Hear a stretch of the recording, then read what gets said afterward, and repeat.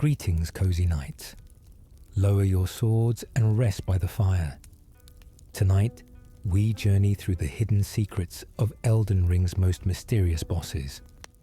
Drop a comment below and tell me where you're listening from tonight, and what games you want me to cover next, and subscribe if this helps you sleep. Radahn's armor protects Leonard. The Star-Scourge General's massive armor isn't scaled proportionally to his body, because it was custom forged to distribute weight across his frame in a way that minimizes pressure on Leonard, his tiny horse. The pauldrons extend outward at specific angles that shift his center of gravity backward, allowing the scrawny steed to bear his master's immense weight without its spine shattering. When Radahn learned gravity magic to hold the stars, his primary motivation wasn't cosmic ambition, but preventing his beloved horse from being crushed. Every spell he cast to reduce his effective mass was calculated not for battle efficiency, but to spare Leonard. The horse's survival through the Scarlet Rot and the centuries of Radahn's madness speaks to engineering genius embedded in that armor. Other demigods mocked him for riding such a small mount, but Radahn's response was to become powerful enough that physics itself bent to accommodate his companion. The armor's inscriptions, barely visible beneath the rot, contain mathematical formulas for weight distribution that Academy scholars studied for years after his death, revolutionizing their understanding of gravitational manipulation. Malenia's prosthetics were Miquella's first creation. The blade of Miquella's golden prosthetic arm and leg weren't crafted by smiths, but grown through Miquella's nascent unalloyed gold experiments. Her limbs rot away periodically, requiring replacement, and each new prosthetic contains fragments of Miquella's own body, his blood mixed into the alloying process. This is why they resist the Scarlet Rot, where everything else succumbs. The prosthetics aren't mechanical but semi-living, connected to her nervous system through microscopic gold threads that burrow into her remaining flesh. When she fights, the prosthetics move with inhuman speed because they respond to intent rather than muscle impulse. Miquella's guilt over his sister's condition drove him to perfect unalloyed gold, each failed experiment a torture, as Malenia's body continued deteriorating. The prosthetics whisper to her, Miquella's voice embedded in the metal, encouraging her to bloom, to embrace the rot as transcendence rather than curse.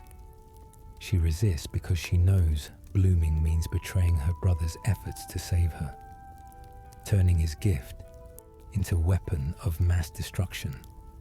Every swing of her blade is internal war between sibling love and the rot god demanding she surrender. Mog kidnapped the wrong brother. The Lord of Blood's entire plan to elevate Miquella to godhood was based on Miquella's own manipulation. Miquella needed someone powerful and desperate enough to free him from the Halig tree, where his self-imposed slumber was vulnerable to outside interference. Mog's formless mother whispered promises of a new dynasty, but those whispers originated from Miquella himself, using his nascent ability to charm even outer gods. Mog believed he was the architect of his ascension, but he was always the tool. The blood ritual that was supposed to transform Miquella into Mog's consort was actually designed to keep Miquella's cocoon safe while he matured in his eternal childhood, buying time for his true plan. The comedy and tragedy is that Mog genuinely fell in love with his captive brother, his obsession transforming from ambition to devotion. When you kill Mog, you're ending the only being in the lands between who would have protected Miquella unconditionally, albeit for twisted reasons. Miquella never loved him back, viewing Mog as convenient pawn, useful idiot whose blood magic provided perfect defensive barrier. Formless mother weeps in her dimension, having been played by a child who manipulated gods themselves. Godric's grafting started with self-loathing. The grafted wasn't always grotesque. Historical texts in Stormvale reveal he was considered handsome in youth, but crippling inadequacy drove his first experiments. He began with small additions: fingers that could grip tighter, eyes that could see farther, each augmentation a desperate attempt to match his ancestors' greatness. The grafting wasn't about gaining power initially, but correcting perceived defects. His own body was never good enough, every limb a disappointment, every feature insufficient. As his sanity degraded, the additions became less discriminating. He grafted peasant hands, animal limbs, anything to fill the void where self-worth should exist. The dragon he grafted to his left arm was his greatest shame and pride simultaneously. He killed the beast personally, the only genuine accomplishment of his life, and immediately attached its limbs to replace his own inadequate arms. The dragon's consciousness lingers in the grafted parts, sometimes moving independently, fighting Godric's control. When he screams at you during battle, he's also screaming at himself, at the monster he created through grafting away his humanity piece by piece, replacing everything authentic with borrowed grandeur that never feels earned. Rykard fed himself to the serpent voluntarily. The Lord of Blasphemy's consumption by the god-devouring serpent wasn't accident or betrayal. Rykard discovered the serpent in the depths beneath Mount Gelmir and saw transcendence. He studied forbidden texts describing how ancient heroes achieved immortality through symbiosis with great beasts. His family thought he'd lost his mind when he began feeding criminals to the serpent, fattening it for the merger. Tanith, his consort, was the only one who understood. The moment of consumption was religious ecstasy for Rykard. He felt his consciousness merge with something ancient and primal, a being that existed before the Erd Tree, before the Greater Will. But the merger went wrong. Instead of Rykard consuming the serpent's power, the serpent consumed his identity. What remains is hybrid abomination. Rykard's ambition warped through serpentine hunger. His face emerging from the serpent's maw is his consciousness trying to reassert dominance, but the serpent is winning.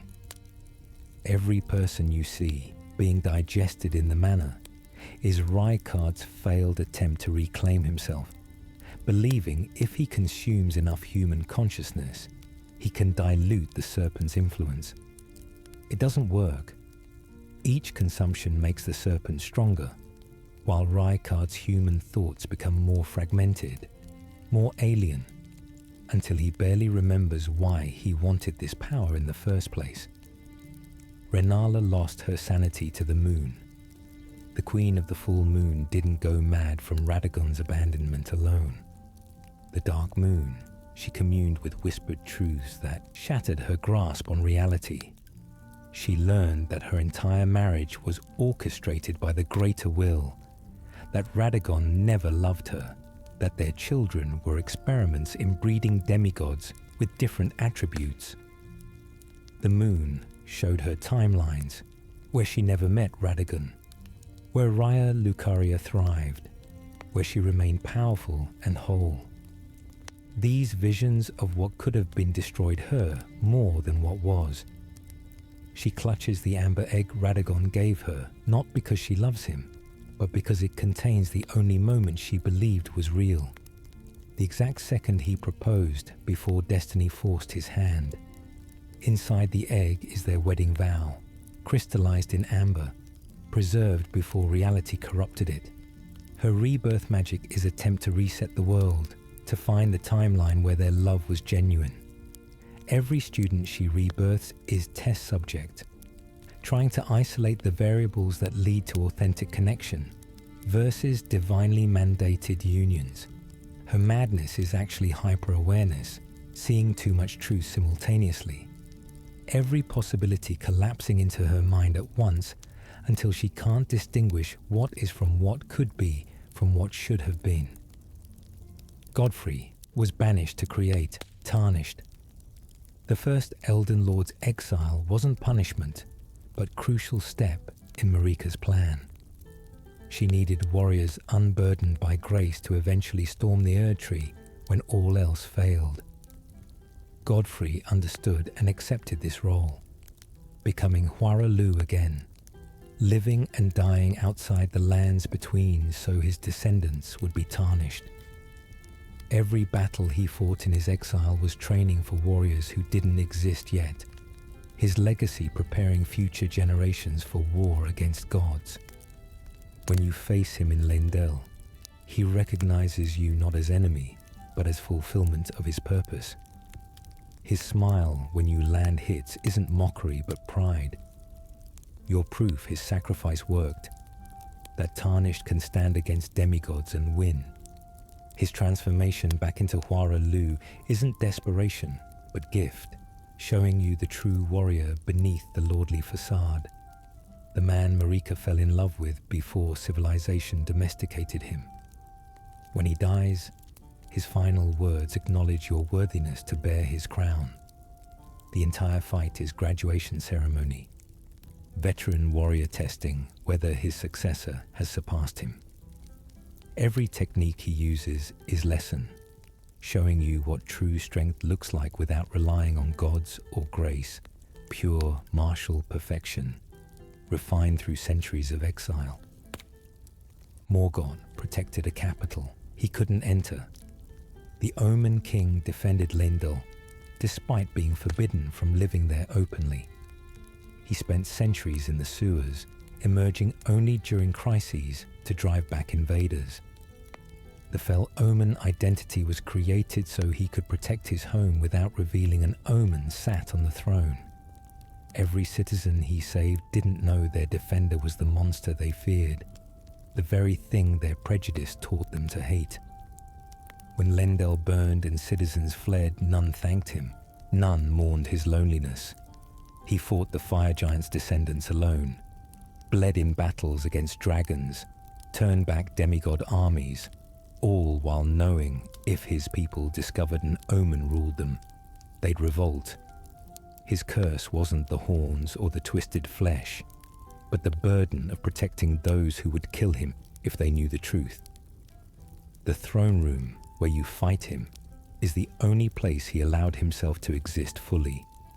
The only space where he could be both king and omen simultaneously. His brother Mog chose to embrace monstrosity, building empire in the sewers. Morgoth chose duty, standing guard over capital that never wanted him, dying as he lived, alone and unappreciated, the realm's greatest defender cursed to be its most hated. Radagon was always Marika. The union with Rennala wasn't separate entity merging with Marika later. Radagon was always Marika's other self, a persona she created to court the Moon Queen and produce children with different genetic traits. Marika could transform between forms at will initially, living two lives simultaneously. The separation and subsequent merging people discussed never happened. It was always one being playing two roles. Radagon genuinely loved Rennala because Marika allowed that aspect of herself to love freely. But when the greater will demanded unification, Marika recalled that part of herself. The tragedy is Radagon's persona had developed enough independence that the reintegration was agonizing. Part of Marika wanted to stay with Rennala, raise their children away from the Golden Order's machinations. But duty prevailed. When you see Radagon fighting you in the final battle, those are Marika's memories of resistance, the part of her that wanted different life, being forced to defend the order she betrayed. Every hammer blow is self-flagellation, Marika punishing herself through Radagon's form for every choice that led to the shattering. The red hair isn't genetic inheritance, but manifestation of rage and regret burning through an identity that never got to be its own person. Placidusax's God-abandoned dragon communion. The ancient dragon lord waited eons for his god's return, but that god left voluntarily, having grown disgusted with what dragon communion had become. Initially, consuming dragon hearts was sacred ritual, where warriors earned draconic power through honorable combat. But it devolved into hunting, farming, industrialized slaughter. Placidusax's god, the first Elden lord before Godfrey, watched worshippers pervert the communion into commodity. Dragons went from revered partners to livestock.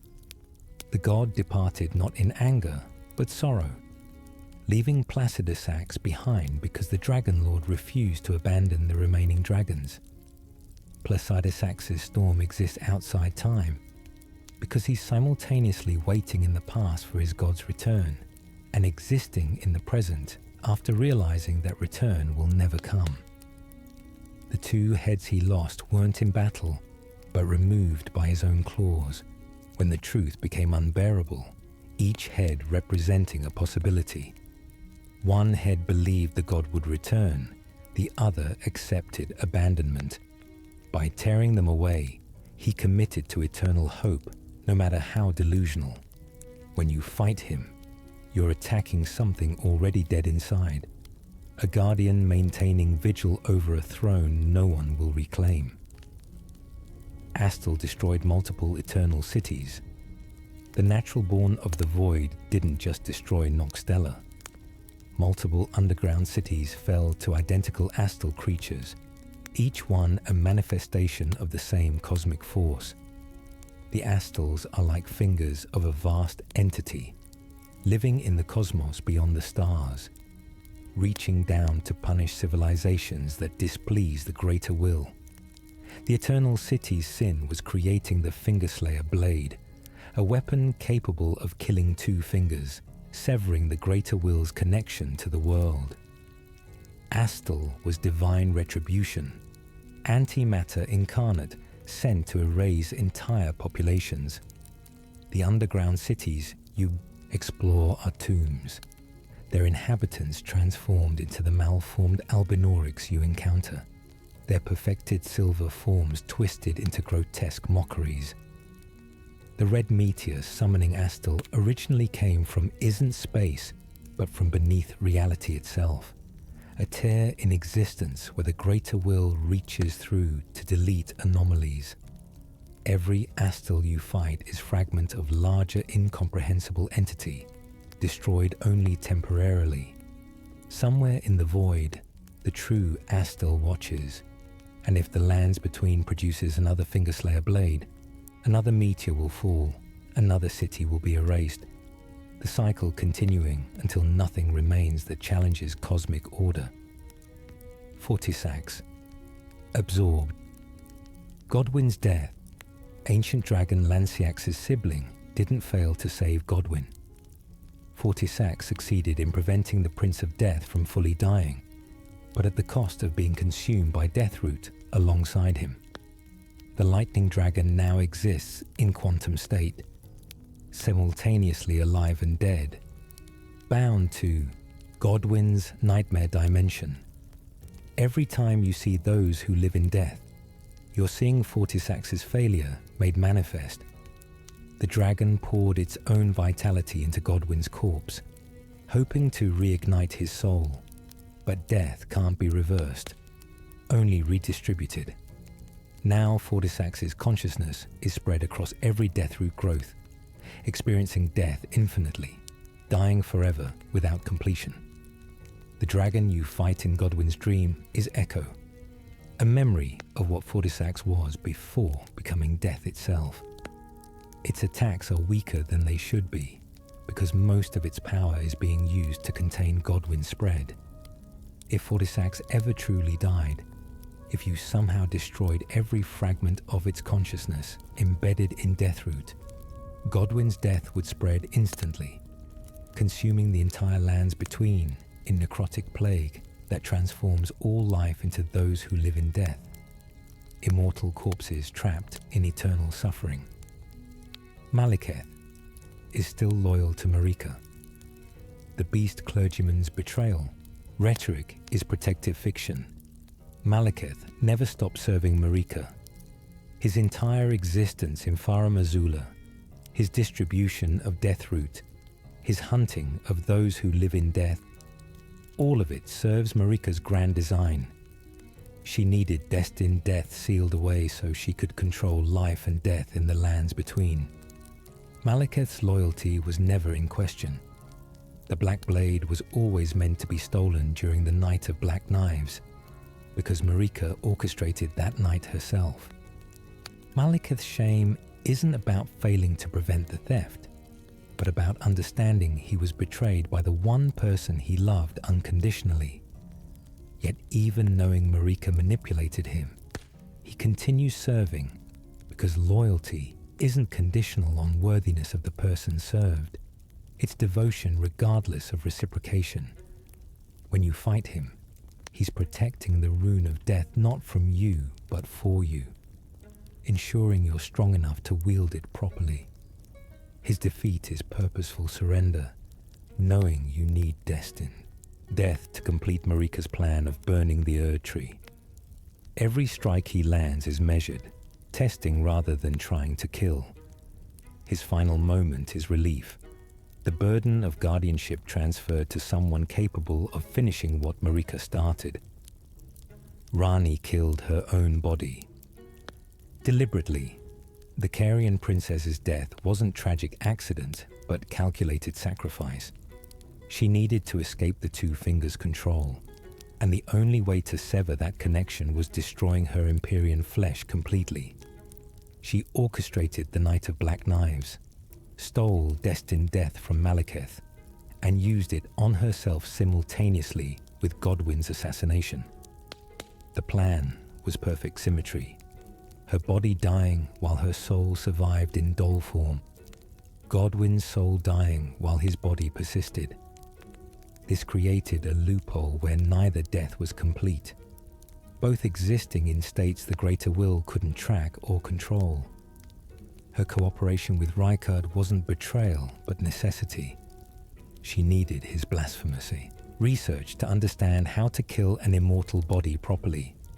The burned ruins you find her first doll in represent the pyre where her original body was consumed, the ultimate rejection of the destiny the Two Fingers imposed. When she tells you she killed Godwyn, she's confessing more than murder. She's admitting to deicide, to breaking the fundamental rule that Empyreans exist to serve the outer gods.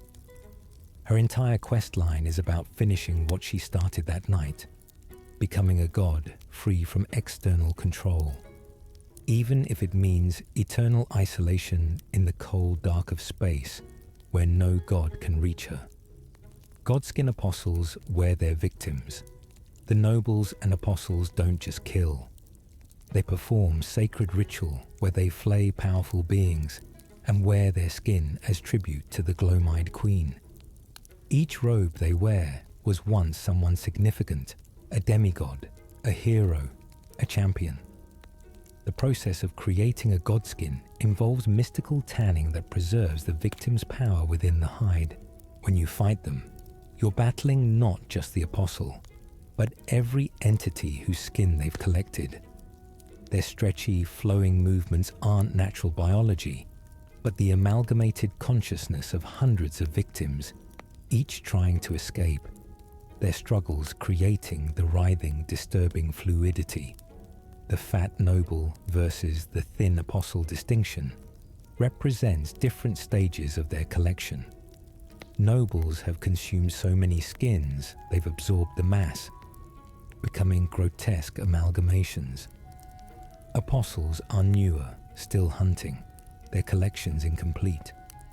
Their connection to destined death runs deeper than worship. The glow-eyed queen was the original holder of destined death before Malekith defeated her, and her apostles continue her work, using black flame to end lives permanently and claiming their skins as trophies. The wheel weapons they wield are prayer beads made from vertebrae of gods they've killed. Each bead a spine segment from beings whose names are forgotten, but whose power lingers in the apostles' equipment. Elden beast is a parasite. The vassal beast of the greater will isn't the Elden ring's protector, but its captor. The ring existed before the greater will sent the beast, a natural force of reality that various entities could bond with. The beast arrived as a golden meteor, infecting the ring with the greater will's agenda, transforming it from a neutral cosmic force into a tool of divine imperialism. Every crack in the ring is the original structure trying to reject the beast's influence. The shattering wasn't destruction, but attempted healing, Marika's desperate effort to remove the parasite.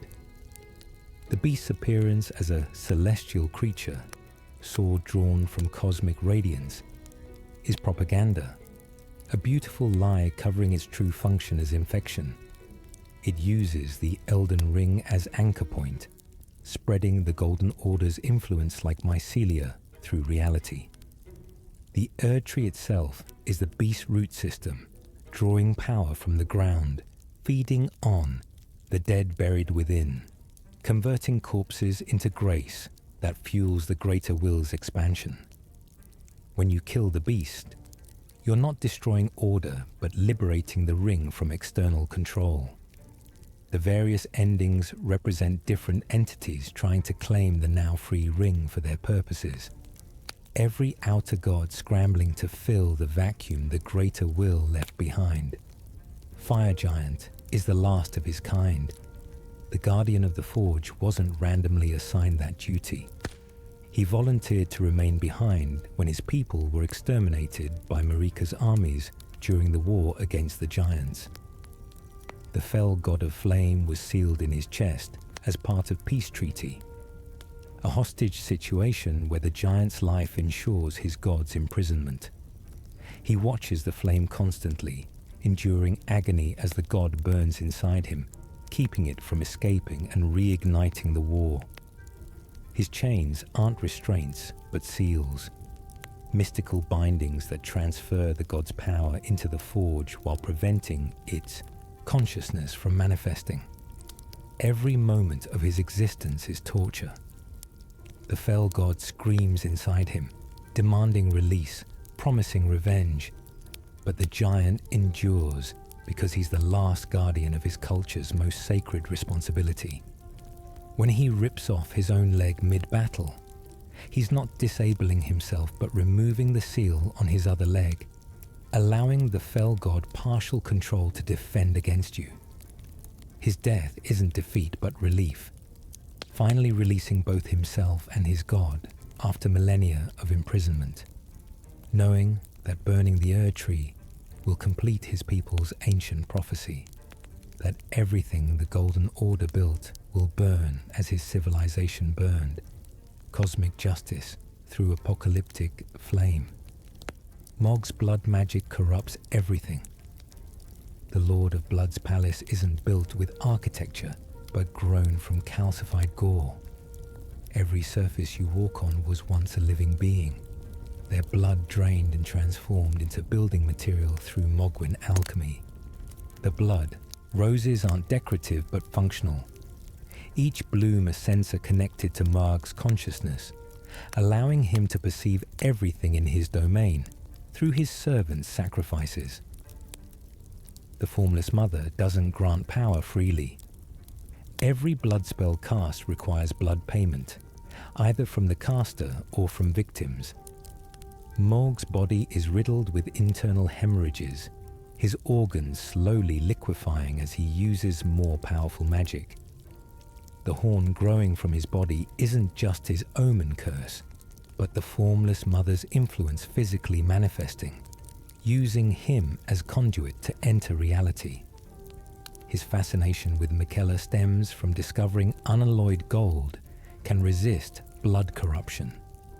If he could merge Miquella's essence with his own, he'd create perfect vessel for the Formless Mother's incarnation, a being immune to the self-destructive nature of blood magic.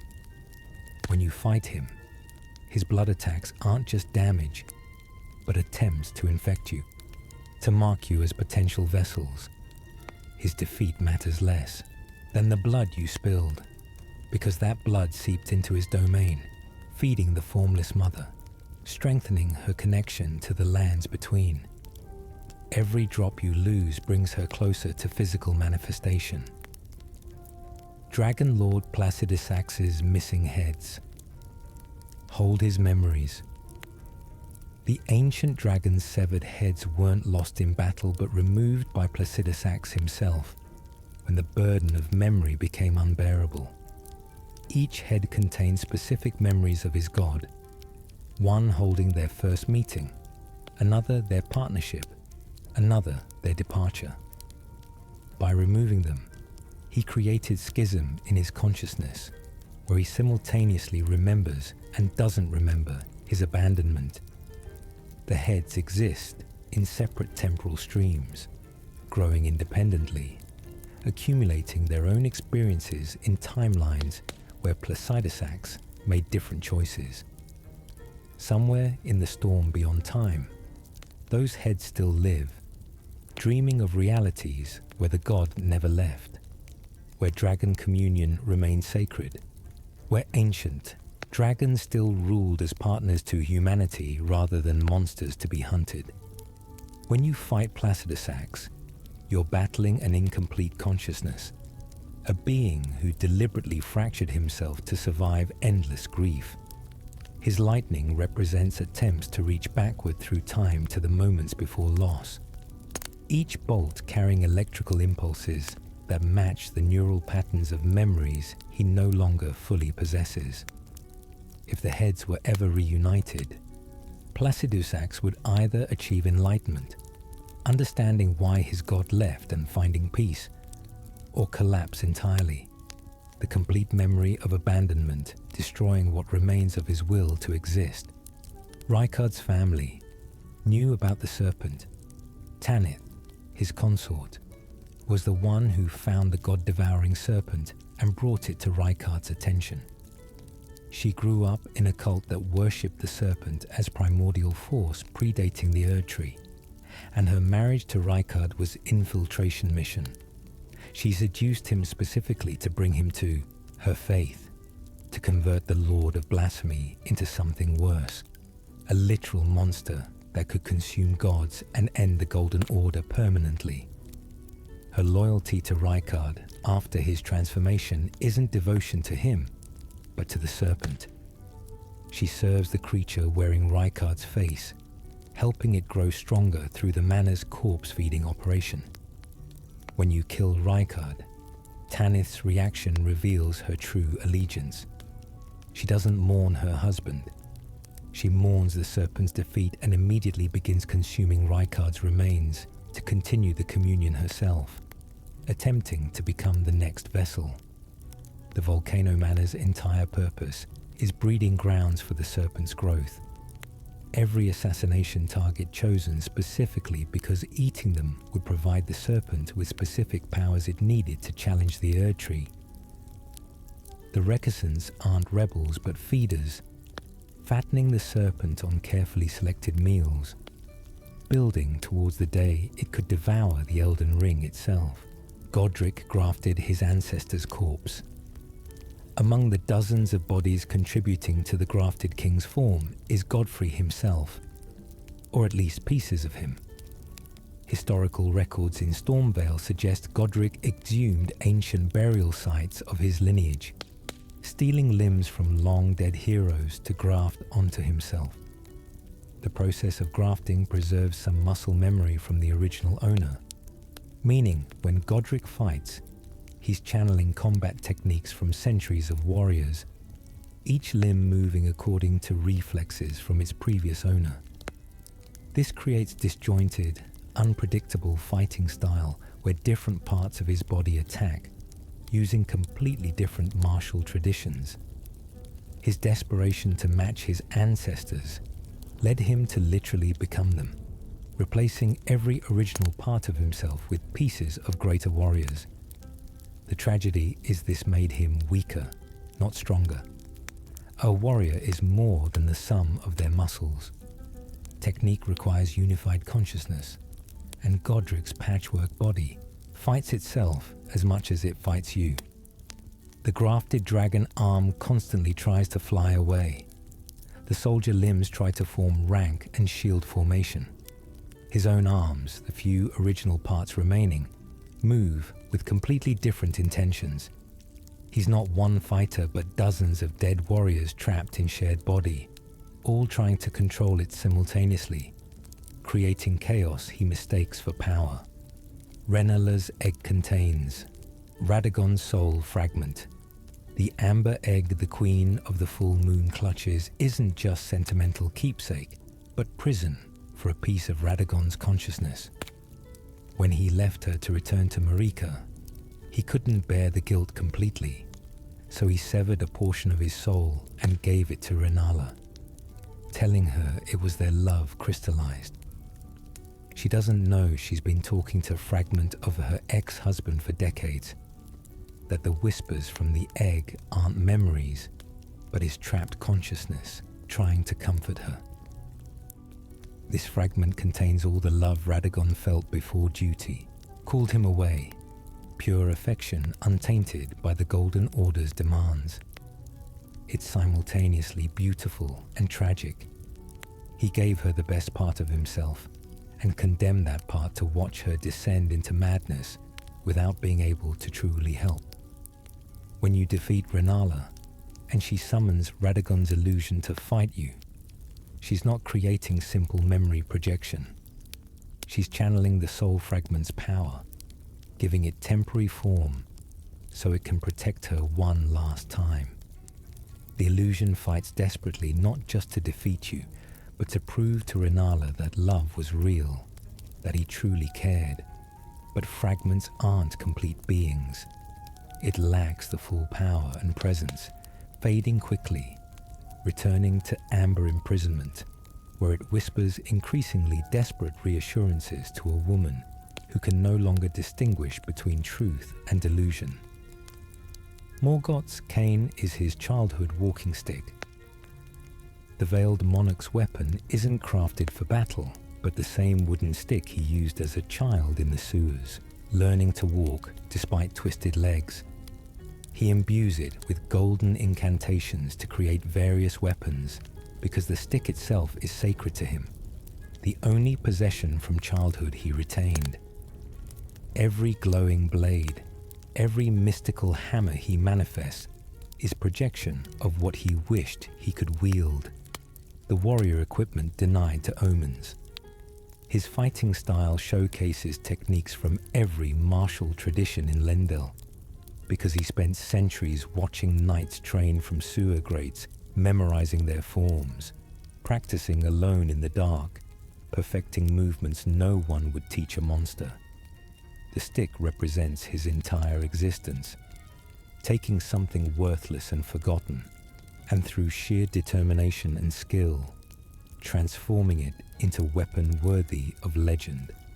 When you break his posture and he drops the stick, watch how carefully he retrieves it, even mid-battle, ignoring tactical disadvantage. That stick is his only connection to the child who dreamed of being a knight despite the world's cruelty. His final words mention keeping the throne warm for true lords, still believing he was never meant to rule, that his reign was just placeholder until someone pure-blooded took over.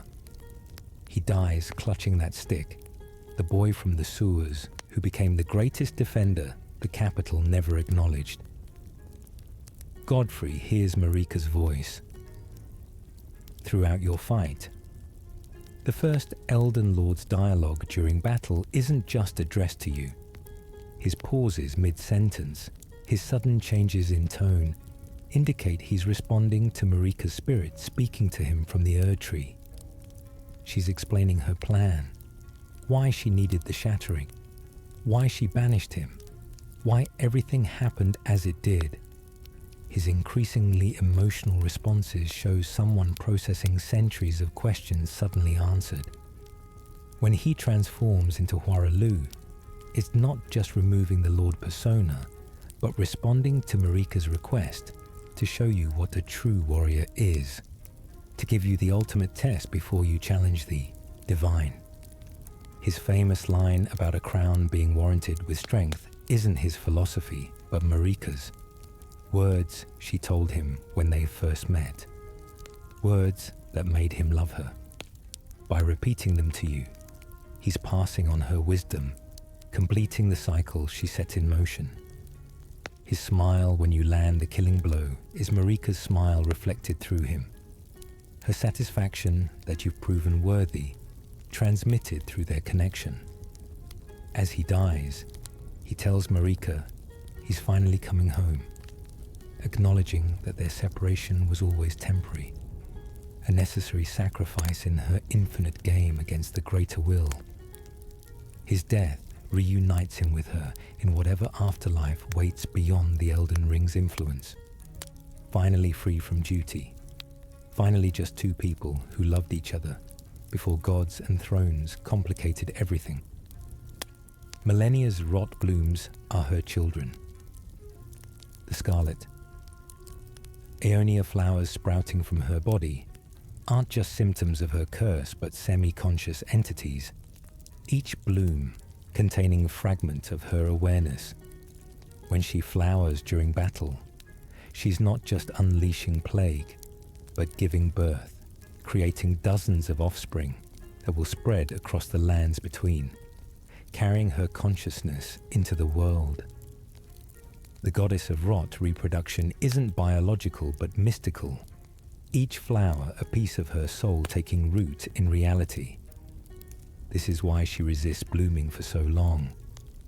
Every flower steals part of her humanity, distributing her identity across space, dissolving the person she was into the goddess she's becoming. Miquella's attempts to cure her aren't just about stopping physical decay, but preventing her ego death, keeping his sister whole instead of diffused across a million blooms. When you fight her in Elfale, she's already halfway gone, significant portions of her personality subsumed into the flowers. The warrior you face is shell piloted by decreasing consciousness, reflex and determination, holding together a being whose self is fragmenting into botanical immortality. Her second phase bloom is her giving up, accepting transformation into the goddess of rot completely, surrendering millennia, the person to become millennia, the eternal plague. If you cut down every scarlet Aeonia in the lands between, you'd be killing her more thoroughly than her boss fight death, erasing the fragments of her soul permanently instead of just defeating her body temporarily. Mog's Palace exists in dreams. Mogwyn Palace isn't physically underground but exists in collective nightmare dimension, accessible only through blood portals. The Lord of Blood discovered how to create pocket reality by harvesting nightmares from sleeping victims, stitching their worst fears into coherent geography. Every wall in the palace is built from compressed terror, every corridor a manifestation of dread. When you walk through it, you're experiencing hundreds of people's nightmares simultaneously, their fears given architectural form. The blood that flows everywhere isn't just aesthetic but the medium through which nightmares become tangible.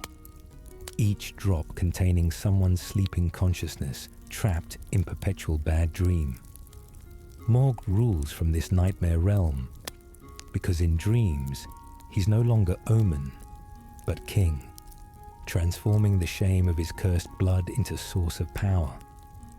The formless mother exists most strongly in dreams, where physical laws don't constrain her shapelessness. By creating palace in dream space, Morg made temple where his god can manifest fully. When you defeat him, you're not just killing a demigod, but shattering the nightmare construct, releasing thousands of sleeping minds from his blood prison. The palace doesn't collapse physically, but fades from existence as the nightmares disperse, revealing that everything you fought through was collective delusion, made solid through blood magic and desperate belief. Radan's mind died before his body. The Star Scourge. You fighting Khalid isn't conscious. The Scarlet Rot destroyed his brain years before the festival, leaving only basic instincts and muscle memory. The reason he keeps fighting despite being mindless zombie is because his final conscious thought before the rot took his intellect was protecting Leonard. Even brain dead, his body continues that mission, attacking anything that approaches his horse. The festival wasn't about giving great general honorable death, but mercy killing something that stopped being a person long ago. Jaren, his loyal second, has been planning this for years, unable to pull the trigger himself, needing outsiders to do what he couldn't. When Radan eats corpses, it's not strategic feeding, but animal behavior, the rot hijacking his hunger instinct. The gravity magic keeping him light for Leonard continues autonomously, his subconscious maintaining the spell, even though conscious Radan is gone. Watch carefully during the fight. He never speaks, never shows recognition, just roars and eats. The meteoric assault he launches isn't tactical decision but reflex, his body remembering the motions without understanding why. His death is the completion of dying process that started when millennia bloomed.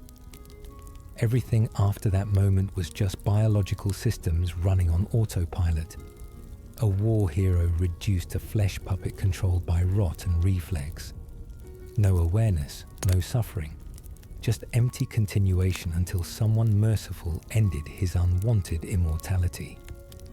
Rykard's servants worship the serpent, not him. The recusants at Volcano Manor follow Tanith's orders, but their true devotion is to the god-devouring serpent. Rykard is just the host, the vehicle through which their god manifests. Every assassination contract they complete is religious sacrifice, feeding their deity to grow its power. When they speak of Rykard's greatness, they're praising the serpent, not the man. His personality is inconvenient obstacle between them and their god. They actually celebrate internally when you kill targets, knowing each death brings them closer to the serpent's full manifestation. The Volcano Manor operates as cult compound, where new members are gradually indoctrinated into serpent worship, starting with reasonable blasphemy against the Golden Order, slowly escalating to literal demon worship. The early contracts test loyalty and willingness to kill. The later contracts break down moral barriers, preparing them to serve something inhuman. By the time they reach Rykard, they're ready to see beyond the grotesque hybrid to the divinity it represents. Tanith's plan was always to create an army of zealots who would feed the serpent and eventually be devoured by it themselves, becoming part of its growing mass. Every recusant is future meal, warrior being fattened not just for the serpent to eat, but to become part of it, achieving immortality by merging with their god through digestive absorption. Fortisax's lightning changed color. Ancient dragons wielded red lightning, power drawn from the ancient storm that predated the Erd Tree. Fortisax's lightning is gold-tinged because absorbing Godwyn's death infected its lightning with death blight, corrupting its elemental nature. Gold represents the Golden Order's influence, seeping into everything, even death itself, staining pure red lightning with the Erd Tree's color. Every lightning bolt Fortisax casts now carries fragments of death, not just electrical damage, but existential erasure. The dragon's attempts to save Godwyn didn't just fail.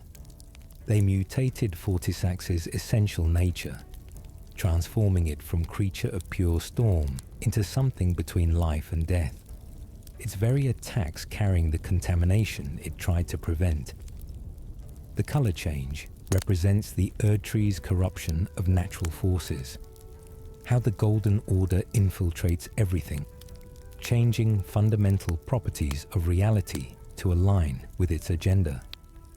Fortisax probably doesn't even notice the change, too busy fighting to save Godwyn to realize it's become part of the problem, its own existence now spreading the death it swore to contain. If you examine closely, you can see black veins running through the gold-tinted lightning, death blight propagating through electrical discharges, every attack simultaneously destroying and infecting, life and death hopelessly tangled in each bolt. Malekith's armor is his penance. The beast clergyman's armor wasn't forged for protection, but as punishment. After the Black Blade was stolen, Malekith commissioned armor that would cause constant pain, internal spikes piercing his flesh with every movement, ensuring he never forgot his failure. The armor's weight is calibrated to strain his body, making every step exhausting, every battle agony. He fights despite this handicap, using pain as penance and motivation, reminding himself why he can never fail again. The mask isn't just to hide his identity but to restrict his breathing, forcing him to fight at partial capacity, deliberately handicapping himself as ongoing punishment. When he removes restraints during second phase, he's not just unleashing full power, but temporarily releasing himself from self-imposed suffering, allowing himself to fight at full capacity for a brief moment before the guilt and armor return. The rune of death sealed in the blade causes constant psychic feedback, destined death gnawing at his consciousness every second, whispering that he deserves to die for his failure. His loyalty to Marika endures despite this torture because he believes suffering is what he deserves, that someone who failed their god doesn't merit comfort or peace, only eternal vigilance purchased through perpetual pain. When you kill him, you're actually releasing him from torment he inflicted on himself, ending centuries of self-flagellation disguised as duty.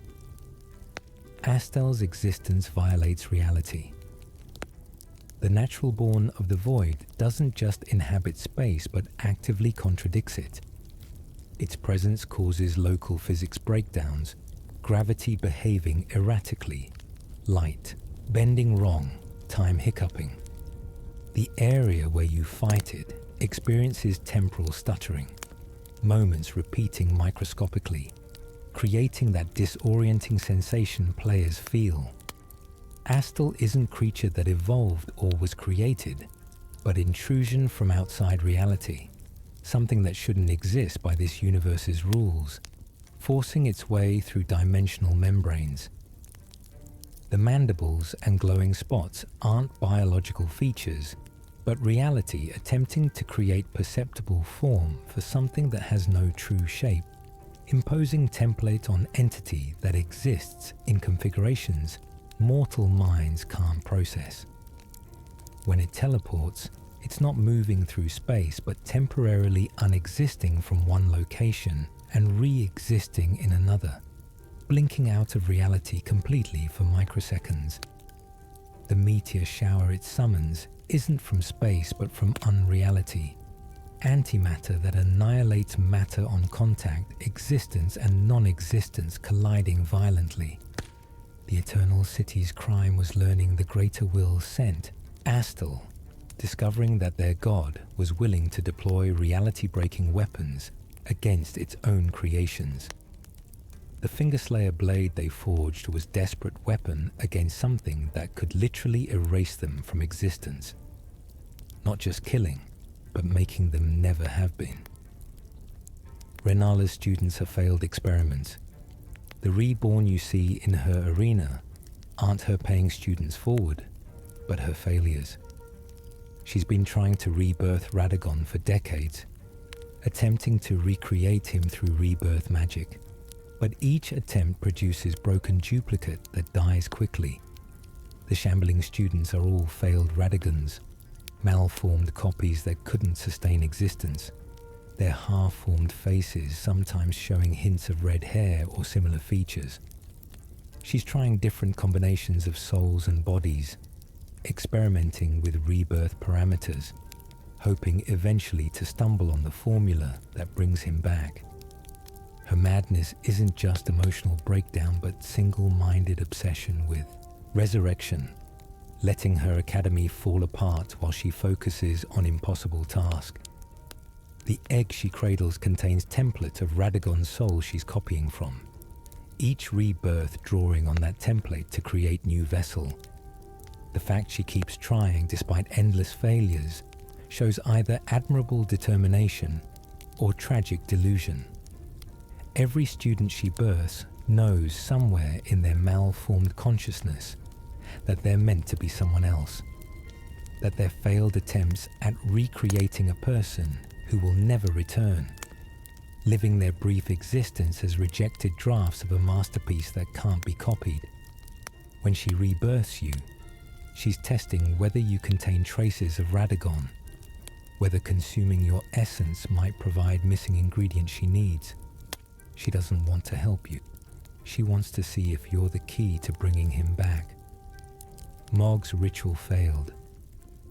The blood ceremony you interrupt isn't complete, but even if you'd never arrived, it was doomed. Miquella's cocoon shows no signs of responding to Mog's magic because Miquella never intended to emerge from it in Mogwin Palace. The entire abduction was part of Miquella's plan to hide in plain sight, using Mog's obsession as cover while his consciousness developed elsewhere. The blood Mog pours into the cocoon doesn't feed Miquella, but creates barrier preventing others from finding him, saturating the area with such dense blood magic that divination and scrying fail. Mog has been performing ritual for his entire imprisonment, pouring years of power into ceremony that was never going to work. Devotee praying to absent God. The formless mother knew this, amused by Mog's dedication to futile task, watching her champion waste his power on empty vessel. When you kill Mog, you're not interrupting anything important. You're ending farce, putting down someone who didn't realize he was already irrelevant. His grand ambition reduced to guarding empty cocoon, while actual Miquella operates from completely different location. The tragedy is Mog died believing he was on verge of success, convinced that just a little more blood, just a bit more time, would complete the ritual, never knowing he'd been used and discarded by the very brother he worshipped. Placidus Axe's storm is a time loop. The ancient dragon lord doesn't wait in frozen moment, but experiences the same centuries repeatedly. His consciousness loops back to the beginning of his god's departure every few decades, reliving the abandonment, processing it again, failing to accept it, then resetting. The storm beyond time is prison disguised as refuge, trapping him in cycle where he perpetually hopes for return that happened eons ago. Each loop, he remembers slightly less, the degradation creating the multi-headed state where consciousness is distributed across redundant systems. The two missing heads broke free from the loop, continuing forward while the main body remained trapped. Somewhere in linear time, those heads experienced the grief fully, processed the loss, and moved on, dying naturally, while the looped Placidus Axe remains frozen in refusal. When you fight him, you're potentially breaking the cycle, either by killing him or by defeating him thoroughly enough that the loop recognizes something changed, allowing time to progress. His attacks repeat in patterns because he's fought this battle infinite times in the loop, refined his techniques over iterations, becoming perfect fighter through endless repetition of the same conflict. If you listen carefully between his roars, You can hear him speaking ancient dragon tongue, saying the same words each loop, "Please come back," repeated forever to God, who left long before the first repetition began. Radon chose scarlet rot. The Star Scourge knew about Millennia's condition before their battle. Intelligence reports described her curse in detail. He fought her anyway, understanding the risk, because stopping her advance was more important than his survival. When she bloomed, he had opportunity to retreat using gravity magic, could have launched himself into orbit to escape the initial contamination. He stayed grounded, absorbing the full blast, holding his position so his army could retreat. The rot spreading through his body was conscious sacrifice, choosing slow death over abandoning his warriors. His lingering in Khalid wasn't failed attempt to find cure, but self-imposed quarantine. He knew he was contagious vector for scarlet rot and refused to return to Redmane Castle, where he might infect his people. He stayed in the field, isolated, waiting for someone to put him down properly. The festival Jeren organized was Radon's own contingency plan. Instructions left decades earlier about what to do if he fell to rot, ensuring when the time came, his death would be honorable rather than him eventually becoming a mindless monster that had to be hunted like rabid animal. He chose how he died by choosing to fight Millennia, knowing the cost, accepting that some battles you fight not to win, but to buy time for others to escape. Rykard's blasphemy was originally orthodox. The Lord of Blasphemy's early teachings were Golden Order heresy, not serpent worship. He questioned whether the greater will deserved worship, whether the two fingers truly represented divine will, or just imposed their interpretation. His critiques were academic, philosophical challenges to orthodoxy. The Volcano Manor started as debate society, scholars discussing alternative theologies. The radicalization happened gradually. When the Golden Order labeled him heretic and attacked, Rykard's defensive research into forbidden magics led him to primordial powers predating the Erd Tree. The serpent was discovered during this research, ancient entity sealed beneath Mount Gelmir by the Erd Tree's roots. Rykard saw opportunity for power that could challenge the Golden Order, but his decision to merge with it was desperate.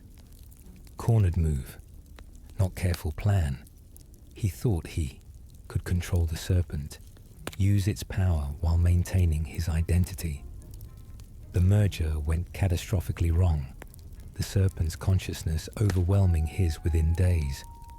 What you fight isn't Rykard who chose blasphemy, but Serpent wearing Rykard's philosophy like stolen clothing, using his words to justify its hunger.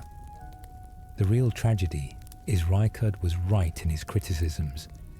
His questions about the Golden Order were valid, but his methods destroyed his credibility.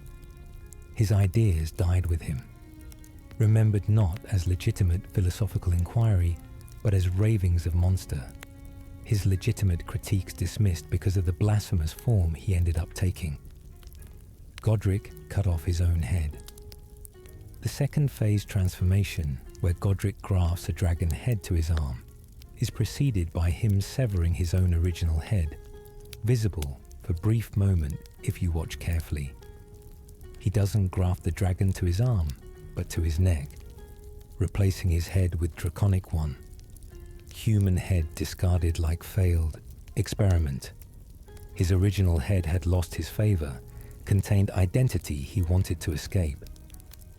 The dragon head represents ultimate abandonment of self, grafting not just power, but entirely new consciousness.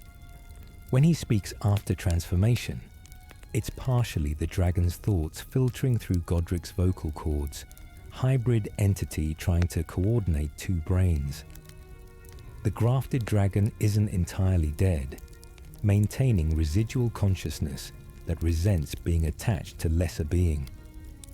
Godric's final form is civil war. Two minds fighting for control of shared body. Each graft a different vote, some limbs loyal to Godric, others responding to Dragon's instincts. His death brings relief to both consciousnesses, ending forced cohabitation neither entity wanted. The dragon's head probably spent its remaining life screaming internally, trapped in borrowed body, unable to fly, unable to die. Forced to serve creature, it would have eaten without hesitation if their positions were reversed. Godric's greatest irony is grafting dragon made him weaker by introducing opposing will into his control structure. Self-sabotage through aggressive augmentation. Morgoth's curse extends to his equipment. The fell omen's weapons disappear after he dies, not through magic item mechanics, but because they were never real.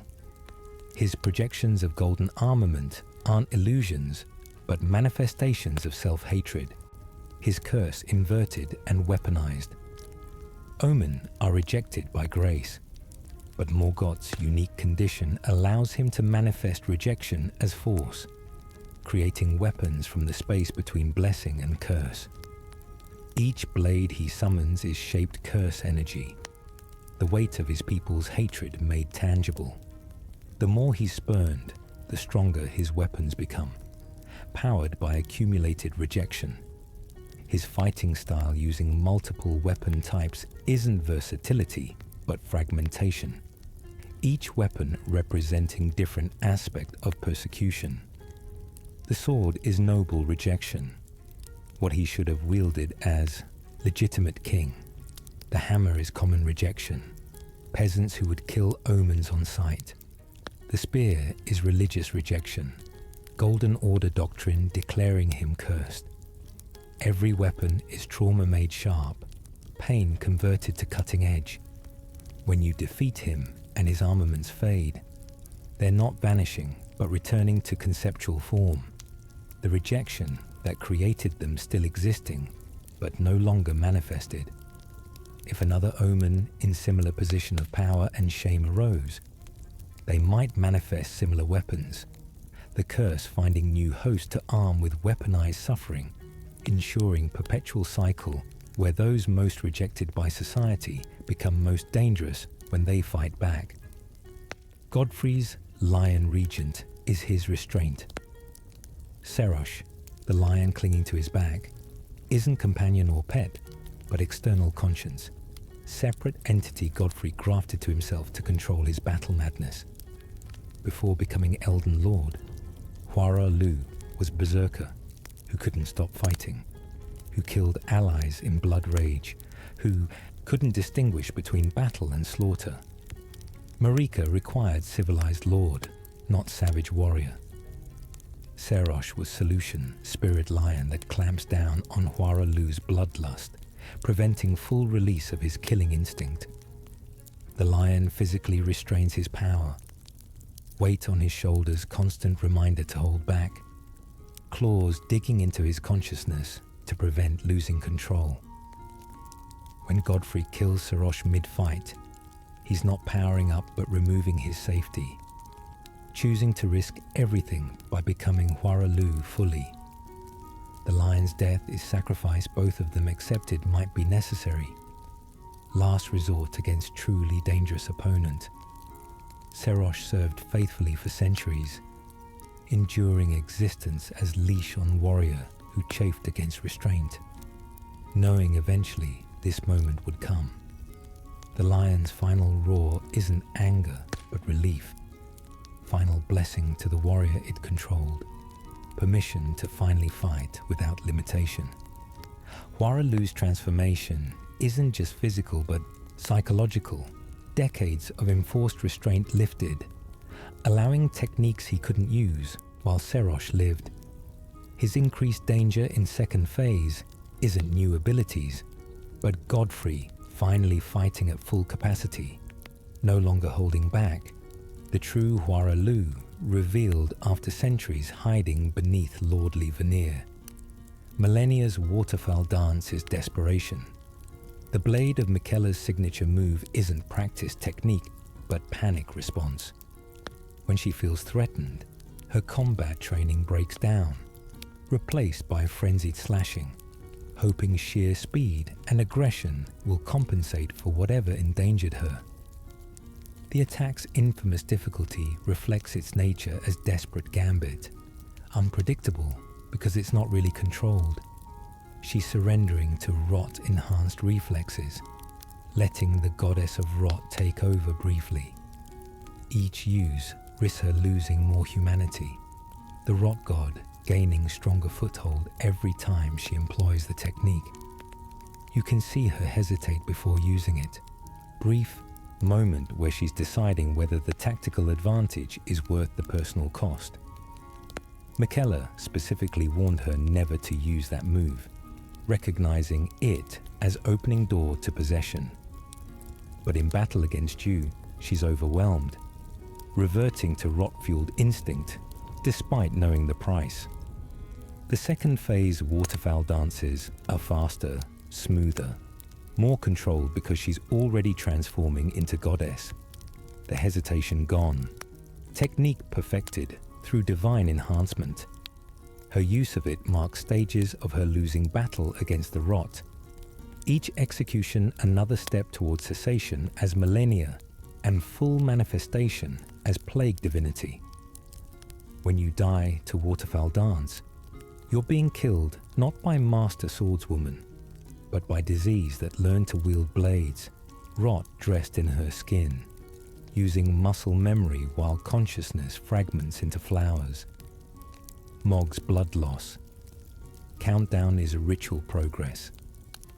The rings of blood that appear during his fight aren't attacks, but ceremonial markers. Each ring representing stage in blood transfusion ritual he's performing on himself using your blood. He's not trying to kill you initially, but harvest you, drawing blood through combat wounds to fuel his transformation. The countdown to Nihil isn't him powering up, but you bleeding out, your vitality transferring to him through blood magic channels. Each ring is collection vessel, mystical structure that captures blood spilled in arena, refining it into ritual component. The three Nihils are him consuming the collected blood, using Nihil not as attack name but as declaration. Nothing matters but this blood. He becomes temporarily divine through transfusion, your blood making him into God for brief moments. This is why the fight feels like him sacrificing you. You are sacrifice, participant in ceremony where you don't get choice about involvement. His increased power in second phase isn't transformation, but successful ritual completion. He's not bigger or stronger, but elevated, existing partially in divine state through stolen blood. The shackle that can bind him disrupts ritual circles, breaking magical structures, preventing him from collecting blood efficiently. When you use the shackle, you're not just stunning him, but sabotaging ongoing ceremony, forcing him to restart ritual components, buying yourself time before next Nihil countdown begins. Understanding fight as religious ceremony rather than combat recontextualizes entire encounter as hostile baptism, where Mog tries to ascend using you as fuel. Placidusax's 4 heads represented 4 elements. The ancient dragon lord's missing heads each controlled different elemental aspect of reality.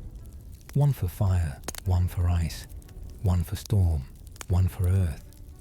His current 2 heads control only lightning and decay. Golden corruption replacing his dominion over natural elements. The lost heads weren't severed in battle, but systematically removed by the Golden Order after Placidusax's god departed, punishment for worship of alternative divinity. Each removal was spiritual mutilation, cutting away portions of his power and identity.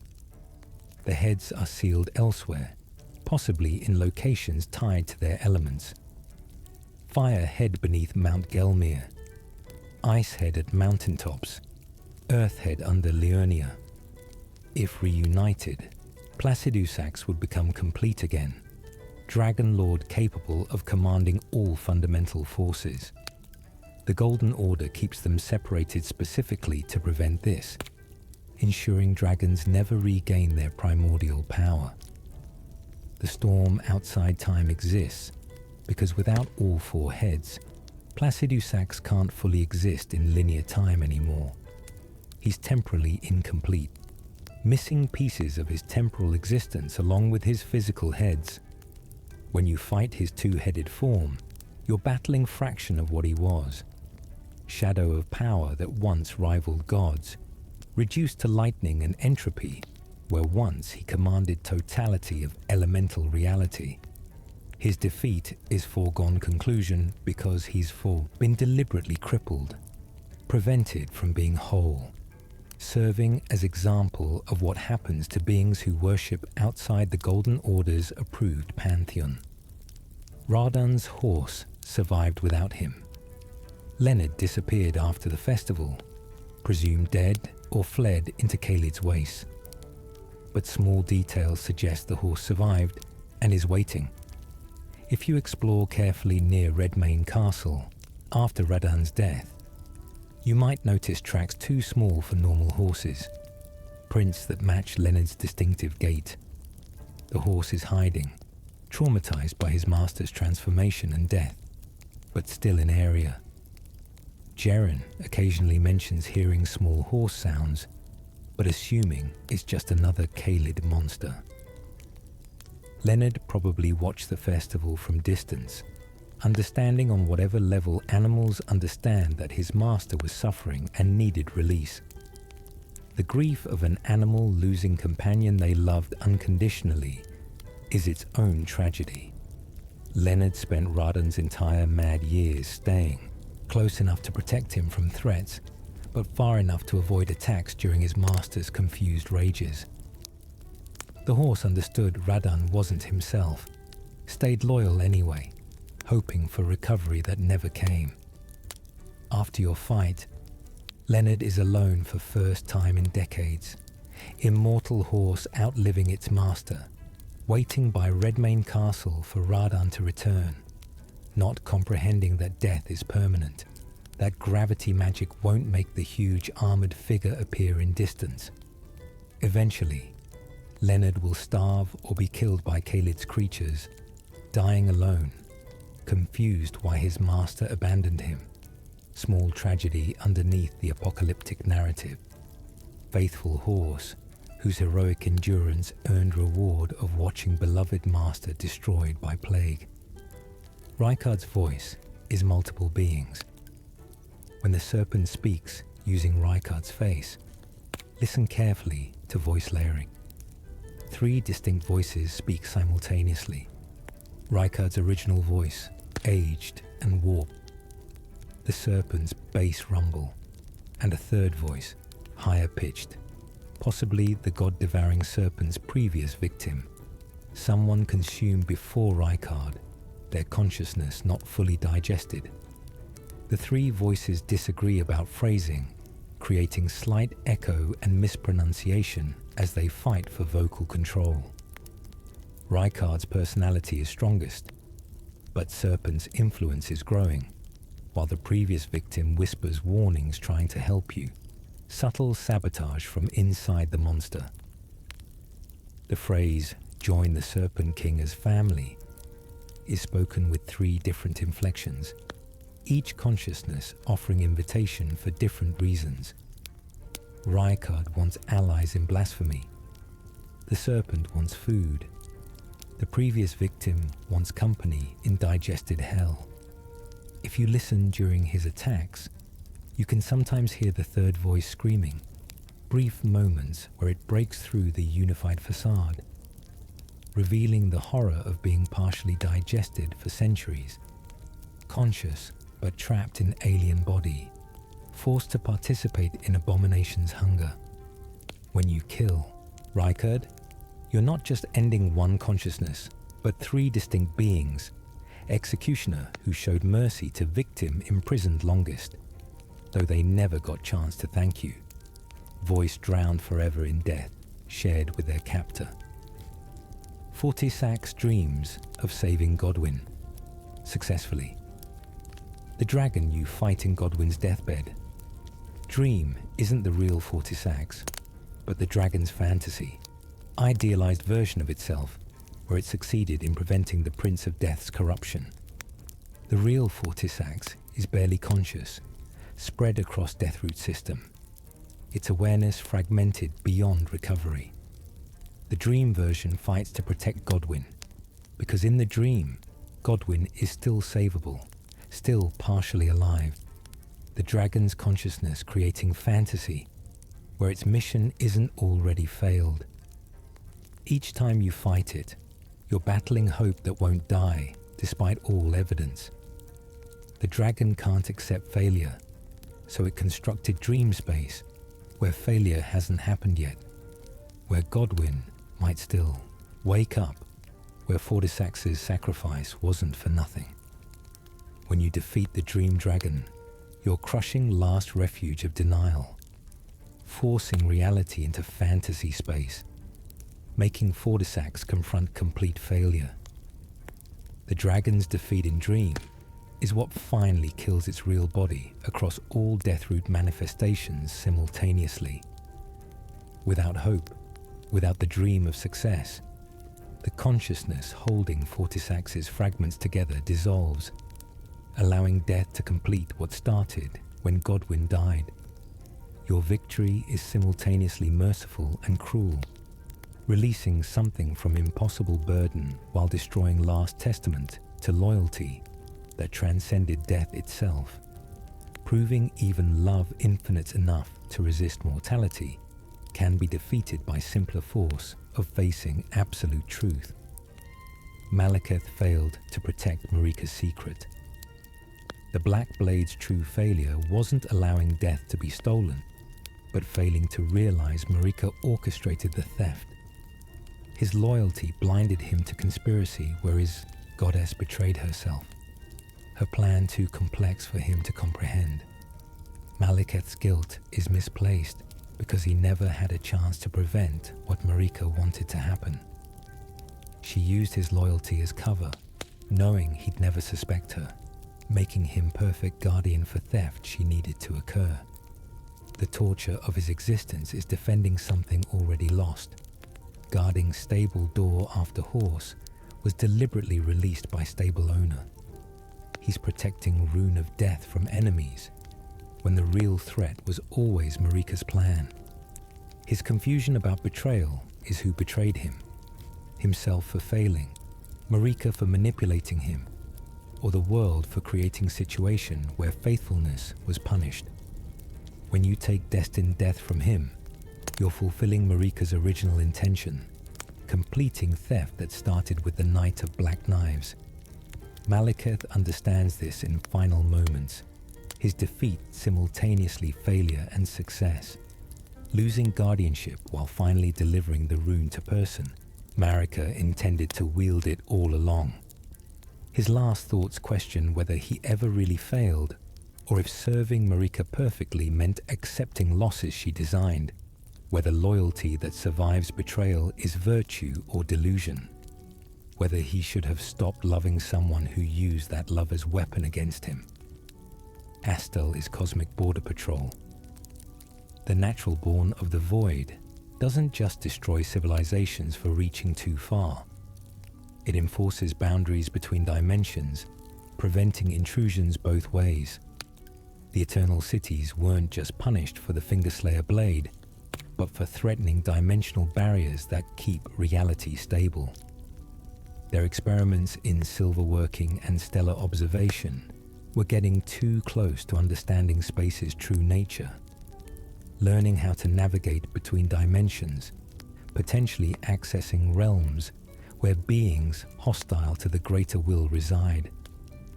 Astel was deployed not in anger, but as containment, sealing dimensional breach before Eternal Cities could open, doors that shouldn't be opened. The Void isn't empty space but the gap between realities, place where normal physics don't apply, where mathematics break down, where consciousness can't maintain cohesion. Astal exists there, or more accurately, is composed from there, entity made from nothing itself, weaponized absence preventing things from crossing over. When you fight Astal, you're battling Border Guard, whose job is making sure realities don't contaminate each other. Its defeat creates vulnerability, hole in cosmic security that could allow incursions from places even the greater will fears.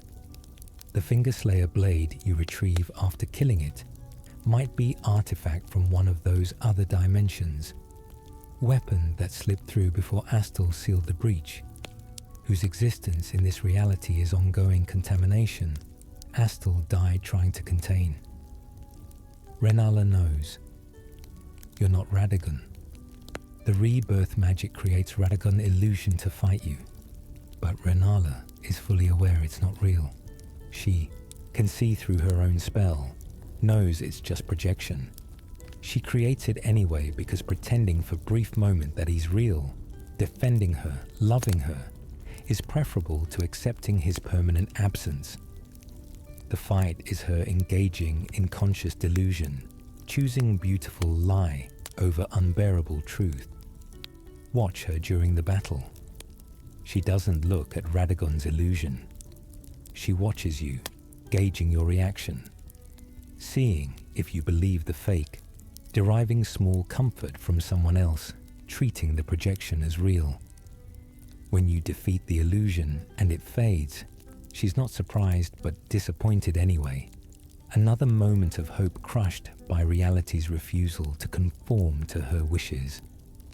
Her continued attempt to rebirth students isn't about finding the right spell, but about maintaining routine that gives her reason to keep trying, keep hoping, keep refusing to accept that magic has limits, and resurrection isn't one of its capabilities.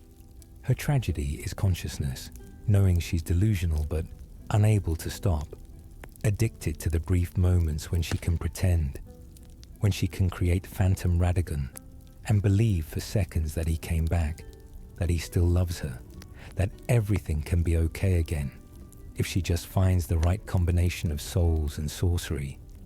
Her madness is lucid, aware of its own irrationality, suffering doubled by understanding exactly how broken she is, and being unable to care enough to stop. Mog's curse affected his blood. The Omen curse doesn't just twist bodies, but corrupts bodily fluids. Mog's blood is fundamentally different from his twin Morgoth's, because Mog embraced his curse while Morgoth suppressed it. The blood magic Mog wields isn't learned but organic manifestation of Omen nature weaponized. His blood literally boils with cursed energy, temperature higher than normal blood, explaining the burning sensation his attacks cause.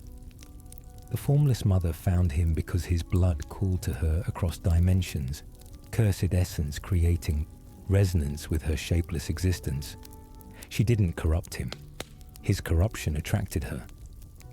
Their partnership is symbiotic, two cursed entities finding each other in universe that rejects them both. When Mog bleeds in battle, his blood doesn't just pool but moves independently, crawling across the floor, seeking other blood to merge with, attempting to infect you through contact.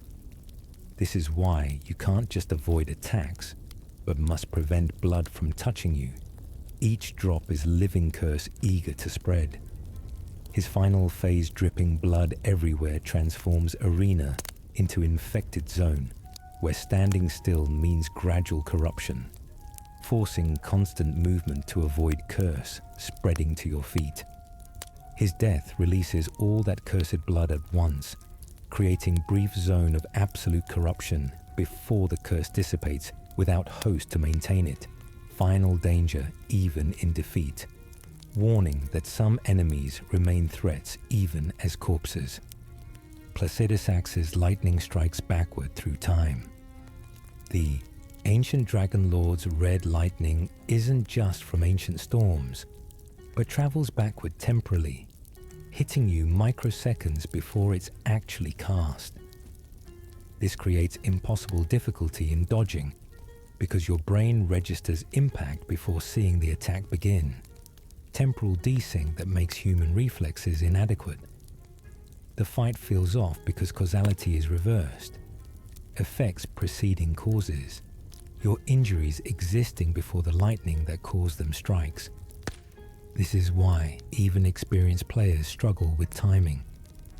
You're not reacting too slowly. You're reacting in wrong temporal direction, trying to dodge attacks that already hit you from future's perspective. Placidusax exists outside linear time, so his attacks follow non-linear causality, making combat with him fundamentally unfair by normal physics standards. The only way to dodge effectively is prediction, not reaction. Anticipating attacks before they're telegraphed, because they're telegraphed after they hit. This represents ancient dragons' temporal mastery, ability to weaponize time itself, making sure their strikes always connect from certain perspective, even if you dodge from yours. When you defeat him, you're not outlasting his power, but surviving long enough that temporal anomalies in the arena collapse, causality resuming normal flow as the dragon's influence wanes, suddenly making his attacks dodgeable because they're following proper temporal sequence instead of reverse causality he preferred. Radan consumed stars. Before learning gravity magic, the young Radan was renowned glutton who ate everything, including cosmic matter. Ancient texts mention him consuming meteorites that fell in Kaled, crushing stellar iron between his teeth, digesting materials that should have killed him. This alien matter integrated into his body, making him partially cosmic entity, explaining why gravity magic came naturally to him. He wasn't learning to manipulate external forces, but commanding essence already inside him, stellar material responding to his will. The real reason he halted the stars wasn't protecting his family from fate, but preventing more meteors from falling, because eating them had addicted him. He craved more cosmic matter, but knew consumption would transform him into something inhuman. His gravity magic was self-imposed diet, holding stars in place so their debris wouldn't tempt him with food that might complete his transformation into stellar being. When millennia's rot infected him, it mixed with the cosmic matter in his body, creating hybrid plague that combined biological and cosmic properties, explaining why Kaled's corruption has that strange reddish-purple hue unlike normal rot. He's dying from interaction between earthly disease and alien matter, his body battlefield between terrestrial plague and stellar essence, neither winning, both transforming him into something unprecedented. His size came from eating stars. His madness came from stars eating him back. Rykard's skull collection. The volcano manor's walls are lined with skulls that aren't decoration, but Rykard's original experiments in grafting. Before the serpent, he tried grafting multiple heads to single body, attempting to combine consciousnesses into super-intelligent hybrid. Every skull represents failure, person who died during procedure, knowledge lost. He moved from skulls to full bodies after the head experiments proved impossible, then to serpent merger as logical conclusion, ultimate grafting project where whole beings are combined. The manor is memorial to his failures, each skull a lesson learned through fatal experimentation. Tanith preserves them as religious relics, proof of her lord's dedication to pushing boundaries, evidence that every great discovery requires sacrifices. She sometimes names the skulls, assigning them identities based on when they were grafted, treating failed experiments as founding members of their cult. When you walk through Volcano Manor, you're traveling through graveyard disguised as home, every decoration a corpse, every comfort built on bones. The servants don't mention this because they've internalized that progressive blasphemy requires acceptable casualties. That challenging golden order means some people will die in pursuit of a better world. The skulls are martyrs in their theology. People who gave lives to advance Rijkaard's research. When you kill Manor residents, you're not stopping evil cult, but ending research program that's killed dozens already, terminating ongoing experiment in how many deaths are acceptable in pursuit of power that could overthrow gods. Godric's army was forced. The soldiers defending Stormvale weren't loyal, but grafted, literally sewn into the castle's defense systems. Godric grafted soldiers to battlements, fused warriors to gates, integrated guards into walls themselves, creating living fortifications that couldn't retreat or surrender. They're fighting not from loyalty, but because they're architecturally required to. Their bodies modified to operate castle functions. Their consciousnesses trapped in flesh merged with stone. The limping soldiers you encounter aren't wounded but partially grafted. Experiments that escape before process completed, fleeing with extra arms or legs attached, horrified by what they were becoming. Most of Godric's original forces died trying to escape his grafting program. The troops you fight are survivors who learned to accept their modifications, or newer recruits who haven't yet realized retreat is impossible. The castle itself has circulatory system, blood flowing through modified soldiers' bodies integrated into walls. Godric's attempt to make Stormvale living entity that could repair itself. His defeat collapses this system, the living architecture dying with its creator. Soldiers grafted to structures dying as structures lose animating force. The castle's decay after his death is accelerated because it was never meant to be purely stone. It was hybrid organism dying from surgical separation of its intelligence center.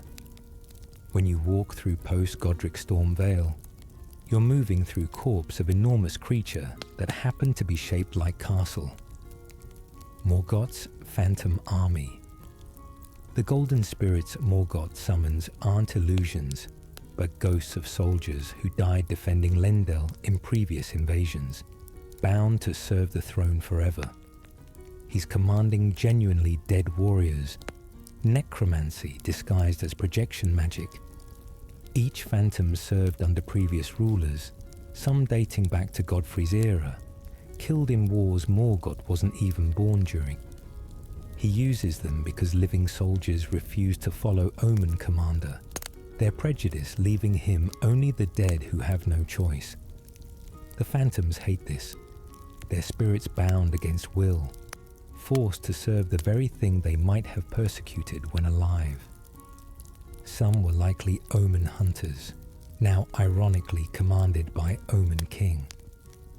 Morgoth's guilt about this is enormous. He knows he's defiling their memories, dishonoring their sacrifices by forcing service, but he has no alternative. Living troops won't defend him, and capital must be protected. His usage of the dead is compromise between duty and dignity, choosing capital's safety over respecting the fallen's wishes. When you dispel his phantoms, you're releasing them from forced servitude, ending their posthumous torture, allowing them finally to rest instead of perpetually fighting for ruler they'd never voluntarily serve. The phantoms might actually thank you if they could, grateful someone ended their binding, even if ending it means failing to protect the capital they died defending centuries ago. Godfrey left grace behind, deliberately. The first Elden Lord's loss of grace wasn't punishment, but willing sacrifice. Marika asked him to create Tarnished, warriors without grace who could eventually challenge the Golden Order. Godfrey understood this meant surrendering his own blessing, becoming first Tarnished, dying outside the lands between, so his bloodline would return ungoverned by grace's restrictions. He chose exile, abandonment, and death to birth a lineage strong enough to oppose God's. His entire post-grace life was preparation for tarnished generations later. Every battle he fought, every warrior he trained, every legend he built was investment in future army he'd never command personally. When you face him, he sees culmination of his sacrifice, tarnished strong enough to challenge even him. Proof his plan worked. His pride in you is personal. You're his descendant, either literally or spiritually, child of the path he pioneered. When he loses, he's succeeded. His death means tarnished have evolved beyond even the first Elden Lord, that his sacrifice wasn't just adequate, but created something greater than himself. His smile in death is satisfaction of parent watching child surpass them. Warrior knowing his legacy eclipsed his own achievements, the truest form of success being replaced by something superior built on foundation he laid. Millennia never wanted to be Blade.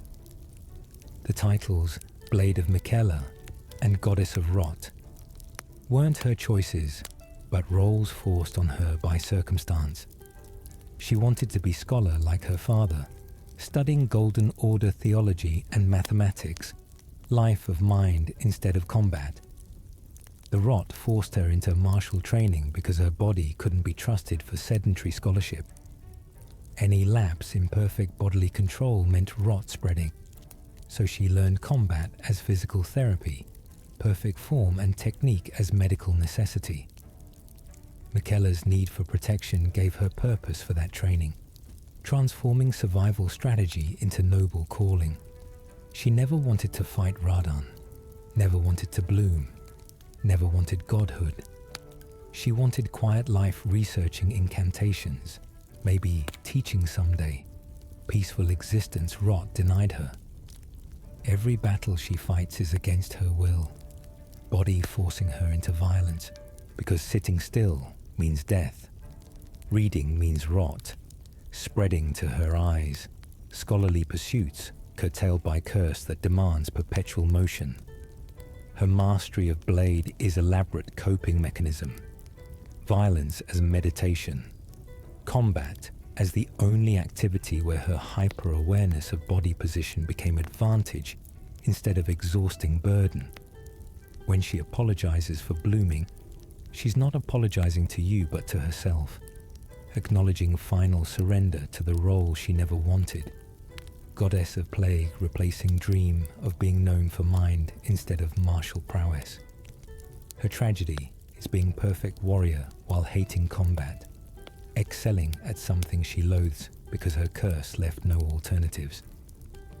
Mog's formless mother was a victim. The outer god of blood didn't choose to be formless, but was stripped of shape by the greater will after attempting to provide alternative path to divinity. She offered communion through blood instead of grace, connection through sacrifice instead of worship. The greater will saw this as heresy, attacked her, and destroyed her physical form, reducing her to conceptual entity. Her formlessness is disfigurement, not natural state, torture rather than liberation.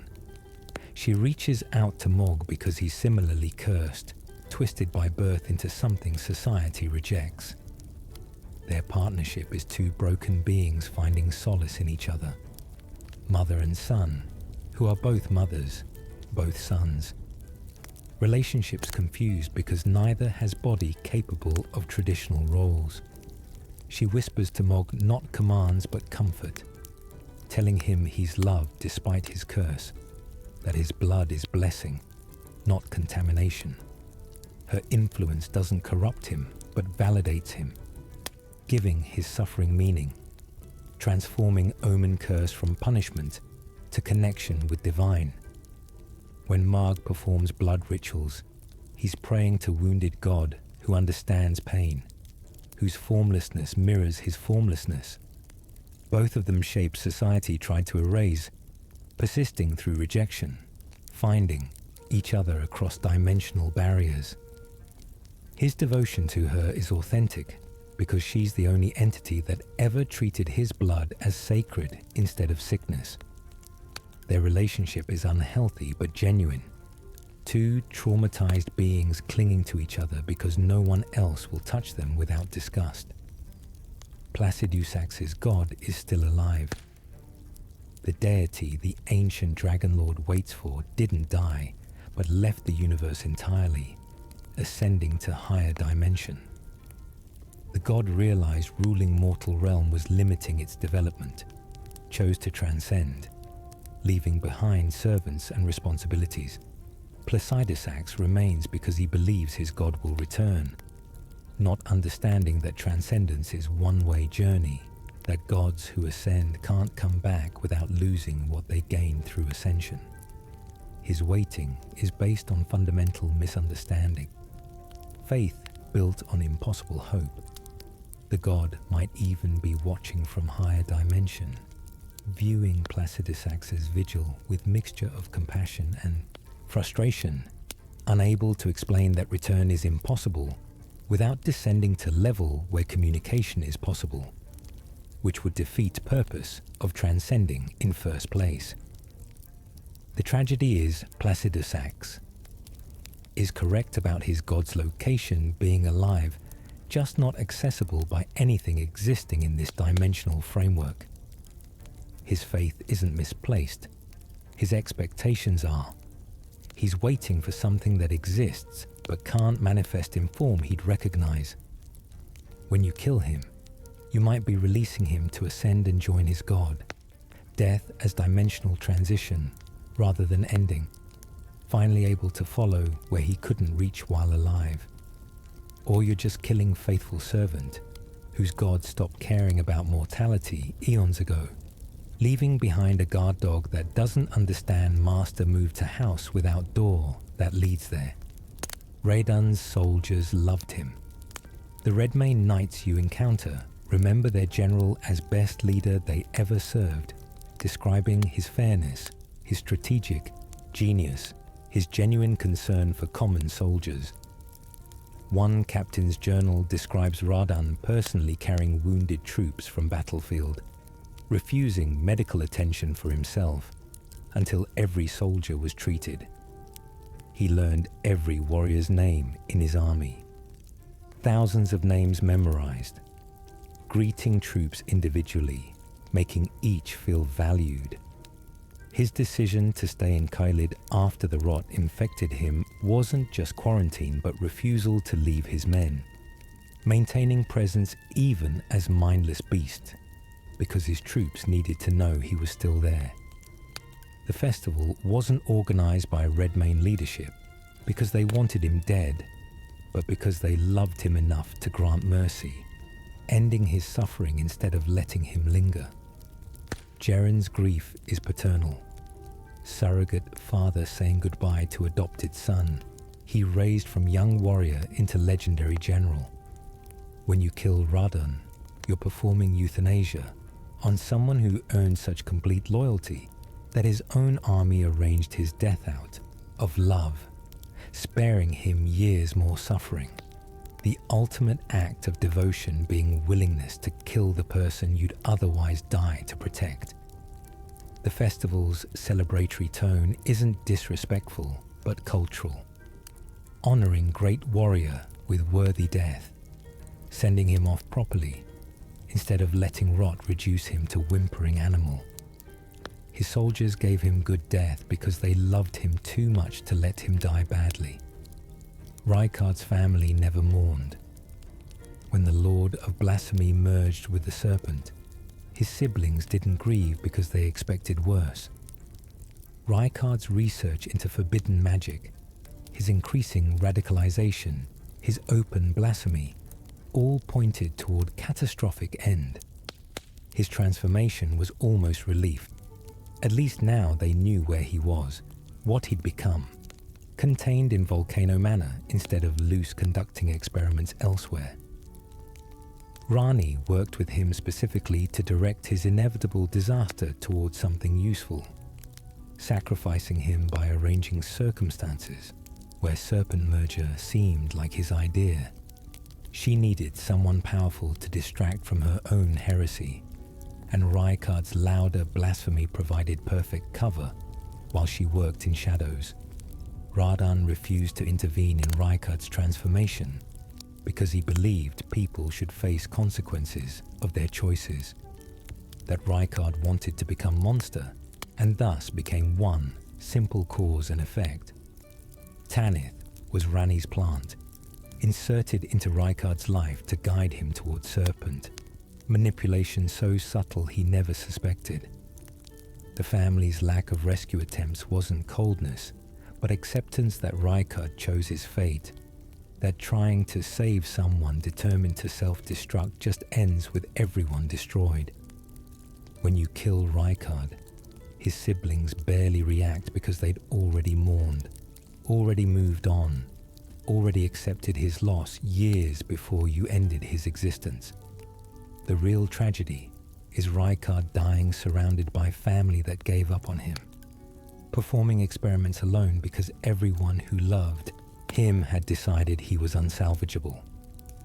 Godric's throne room was prison. The seat you find him in wasn't symbol of power, but containment mechanism.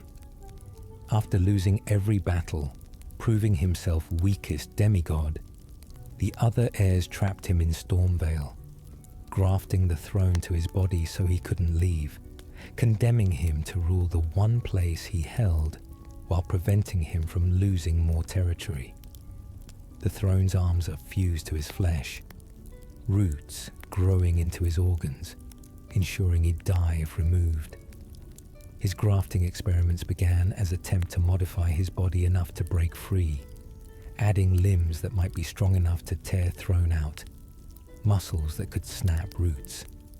But each augmentation made him heavier, less mobile, more trapped. His increasing grotesqueness parallels his decreasing freedom, desperation driving him to ever more extreme measures, hoping next graft would be the one that sets him free. When you fight him, he's not defending territory, but trying to escape, grafting. Dragonarm's final attempt to gain power sufficient to break his chains. His death in that throne is cruel irony. Dying in the prison he never escaped, surrounded by walls of castle that became jail, pretending to rule while actually captive. The other demigods forgot about him, their plan to contain him working perfectly. Godric spending years trapped in throne room, slowly going insane. The throne becoming part of him becoming part of the throne, until the distinction ceased to matter, and he was just another piece of Stormvale's architecture, animate and suffering. Morgott left messages in secret. The Margit encounters aren't random. Morgott has been leaving projections everywhere, testing Tarnished, warning them away from mistakes, trying to guide worthy ones while eliminating unworthy. When Margit appears at Stormvale, he's testing if you're strong enough to face what's inside, willing to let you pass if you prove adequate. His confrontation at Capital Entrance is final, exam determining if you've grown enough to challenge the Elden Ring. His warnings aren't threats, but honest advice from someone who's seen countless Tarnished die, pursuing ambitions they weren't ready for. Each Tarnished he kills was mercy killing, removing warriors who would have died worse deaths later, sparing them agonizing futures. His bitterness comes from watching generations of Tarnished throw their lives away on impossible dreams, knowing his attempts to help are misinterpreted as antagonism. He can't explain because revealing he's helping would compromise his effectiveness. If Tarnished knew Margit was testing rather than opposing, they'd approach encounters differently, wouldn't push themselves, wouldn't prove their readiness. His projection method allows him to die repeatedly without actually dying, losing fights intentionally to warriors who've proven worthy, surrendering to grant them confidence boost they'll need for later challenges. His final fight at Leyndell is him, honouring warriors who passed his tests, facing them at full strength because they've earned battle against real Morgoth, not another projection. His death speech acknowledges this, admitting he was always helping, that his opposition was preparation, that someone needed to ensure Tarnished who reached throne were strong enough to bear its burden. Godfrey's axe became Serosh. The first Elden Lord's weapon was forged from remains of Spirit Lion.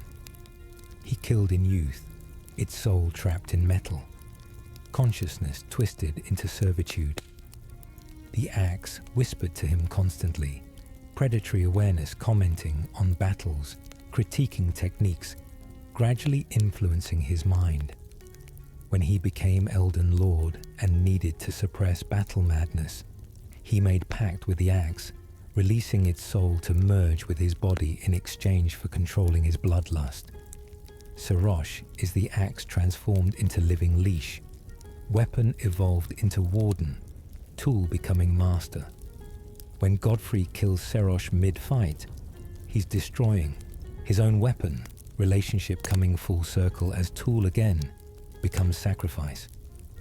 The lion's claws that manifest as weapons during his second phase are Serosh's final gift, allowing Godfrey to use him even in death, tools serving master even as corpse. Their partnership was genuine despite origins in capture and binding. Serosh grew to love Godfrey through centuries together, restraint becoming protection, imprisonment transforming into friendship. The lion's death wasn't tragic betrayal, but willing sacrifice, knowing Godfrey needed full power, choosing to die so Master could win. Godfrey's grief is visible but suppressed, focusing on battle to avoid processing, that he just killed, only being who truly understood him, companion who shared his body and mind for longer than his children lived. When you kill Godfrey, you're ending something that was half merged with Serosh's remnant consciousness, human and lion dying together one final time. Millennia's prosthetics. Whisper. The golden limbs Miquella created aren't fully inanimate, but contain fragments of his consciousness, monitoring systems ensuring his sister survives. The arm sometimes moves without her command, blocking attacks she didn't see, parrying strikes she couldn't have anticipated. The leg compensates for rot-induced balance loss, making microscopic adjustments to keep her upright. Miquella embedded protective intelligence in the prosthetics, splinters of his mind watching over her constantly. When she says she's the blade of Miquella, it's partially literal.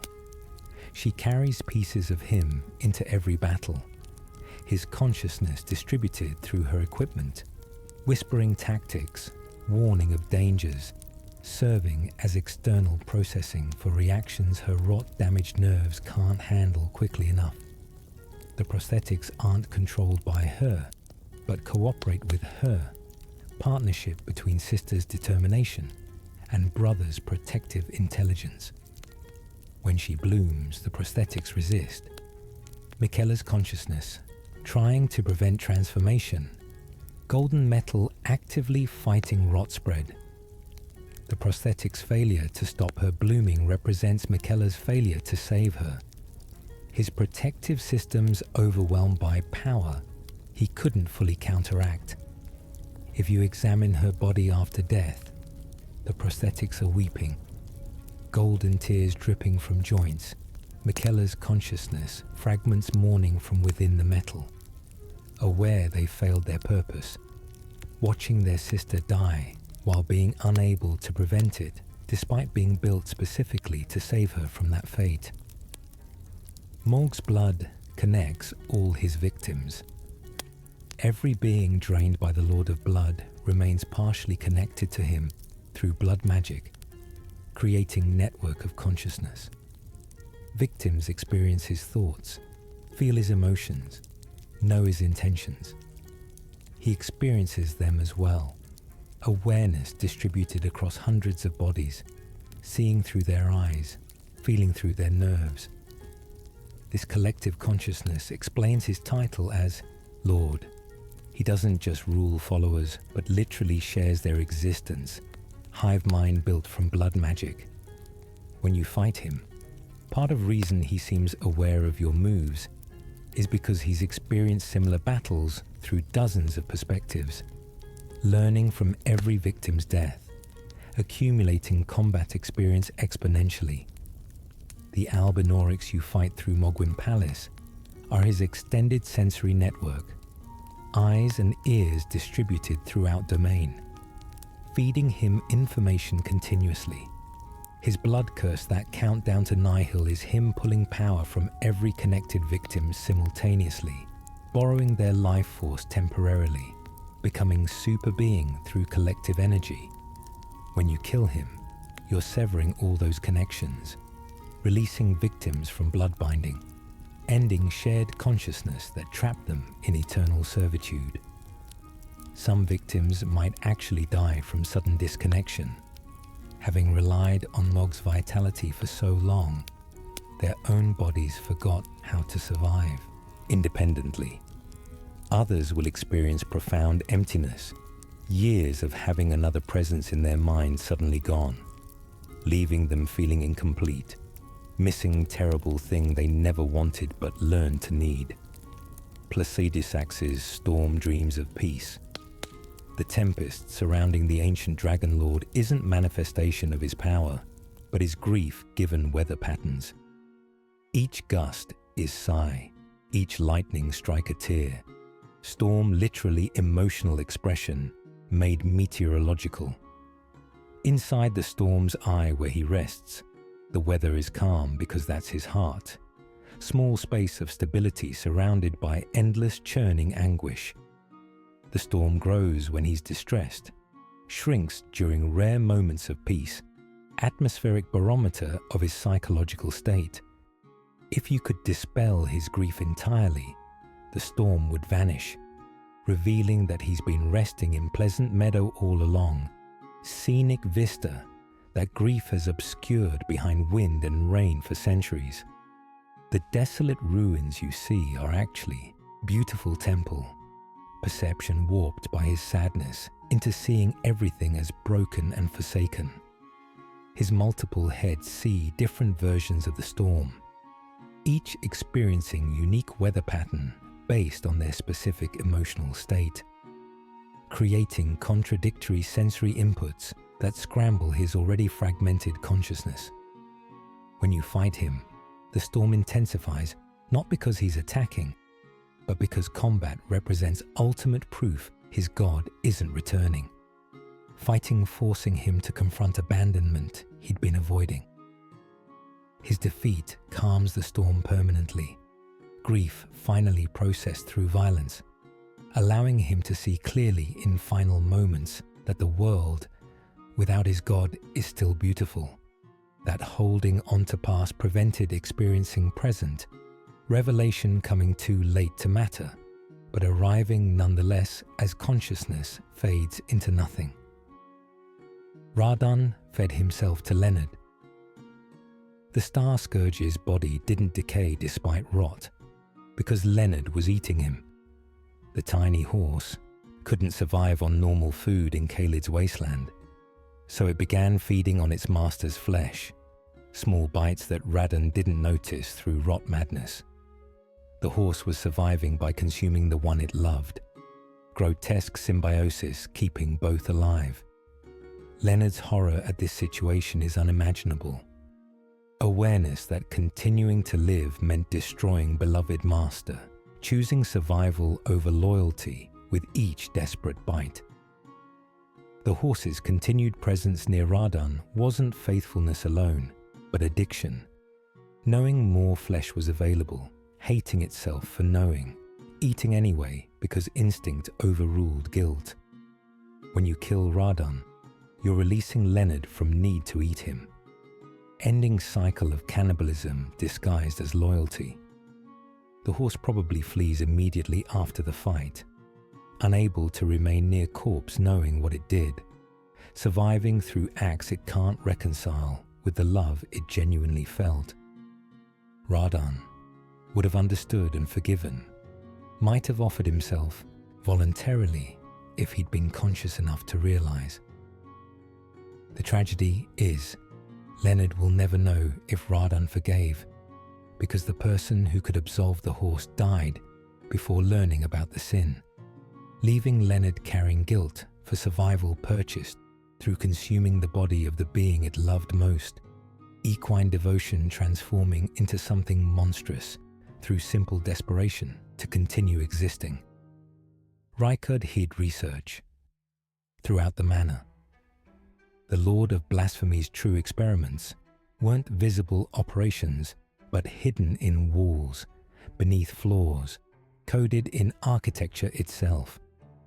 Every stone is experiment, molecular structure altered through sorcery, testing new alloys and magical matrices. The servants walk through research facility disguised as home, living inside ongoing experiment they don't understand. Rykard embedded spell arrays in the carpets, wove incantations into tapestries, inscribed walls with formulas invisible to normal sight. The manor is three-dimensional spellbook, reading if you knew the right wavelength of light or had appropriate mystical sense. He did this because the Golden Order confiscates research from heretics, but they can't confiscate buildings.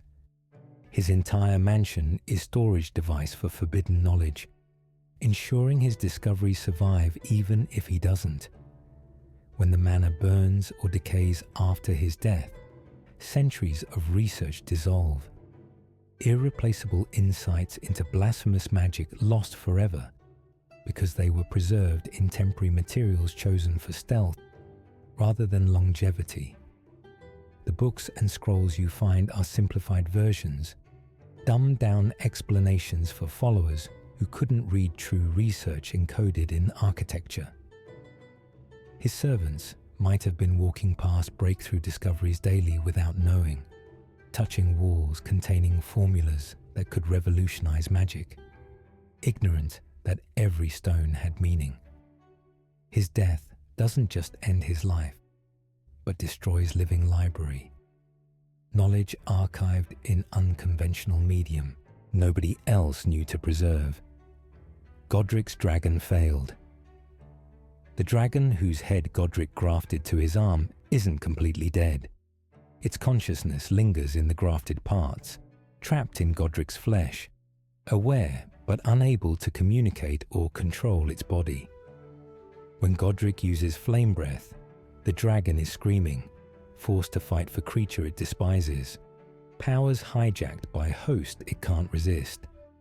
The dragon probably wanted death, viewed capture and grafting as final humiliation after losing battle. Waking up attached to Godric's arm, unable to die, forced to serve as living weapon, is torture worse than death. Imprisonment in flesh no longer its own. When you fight Godric's second phase, you're battling two beings who hate each other.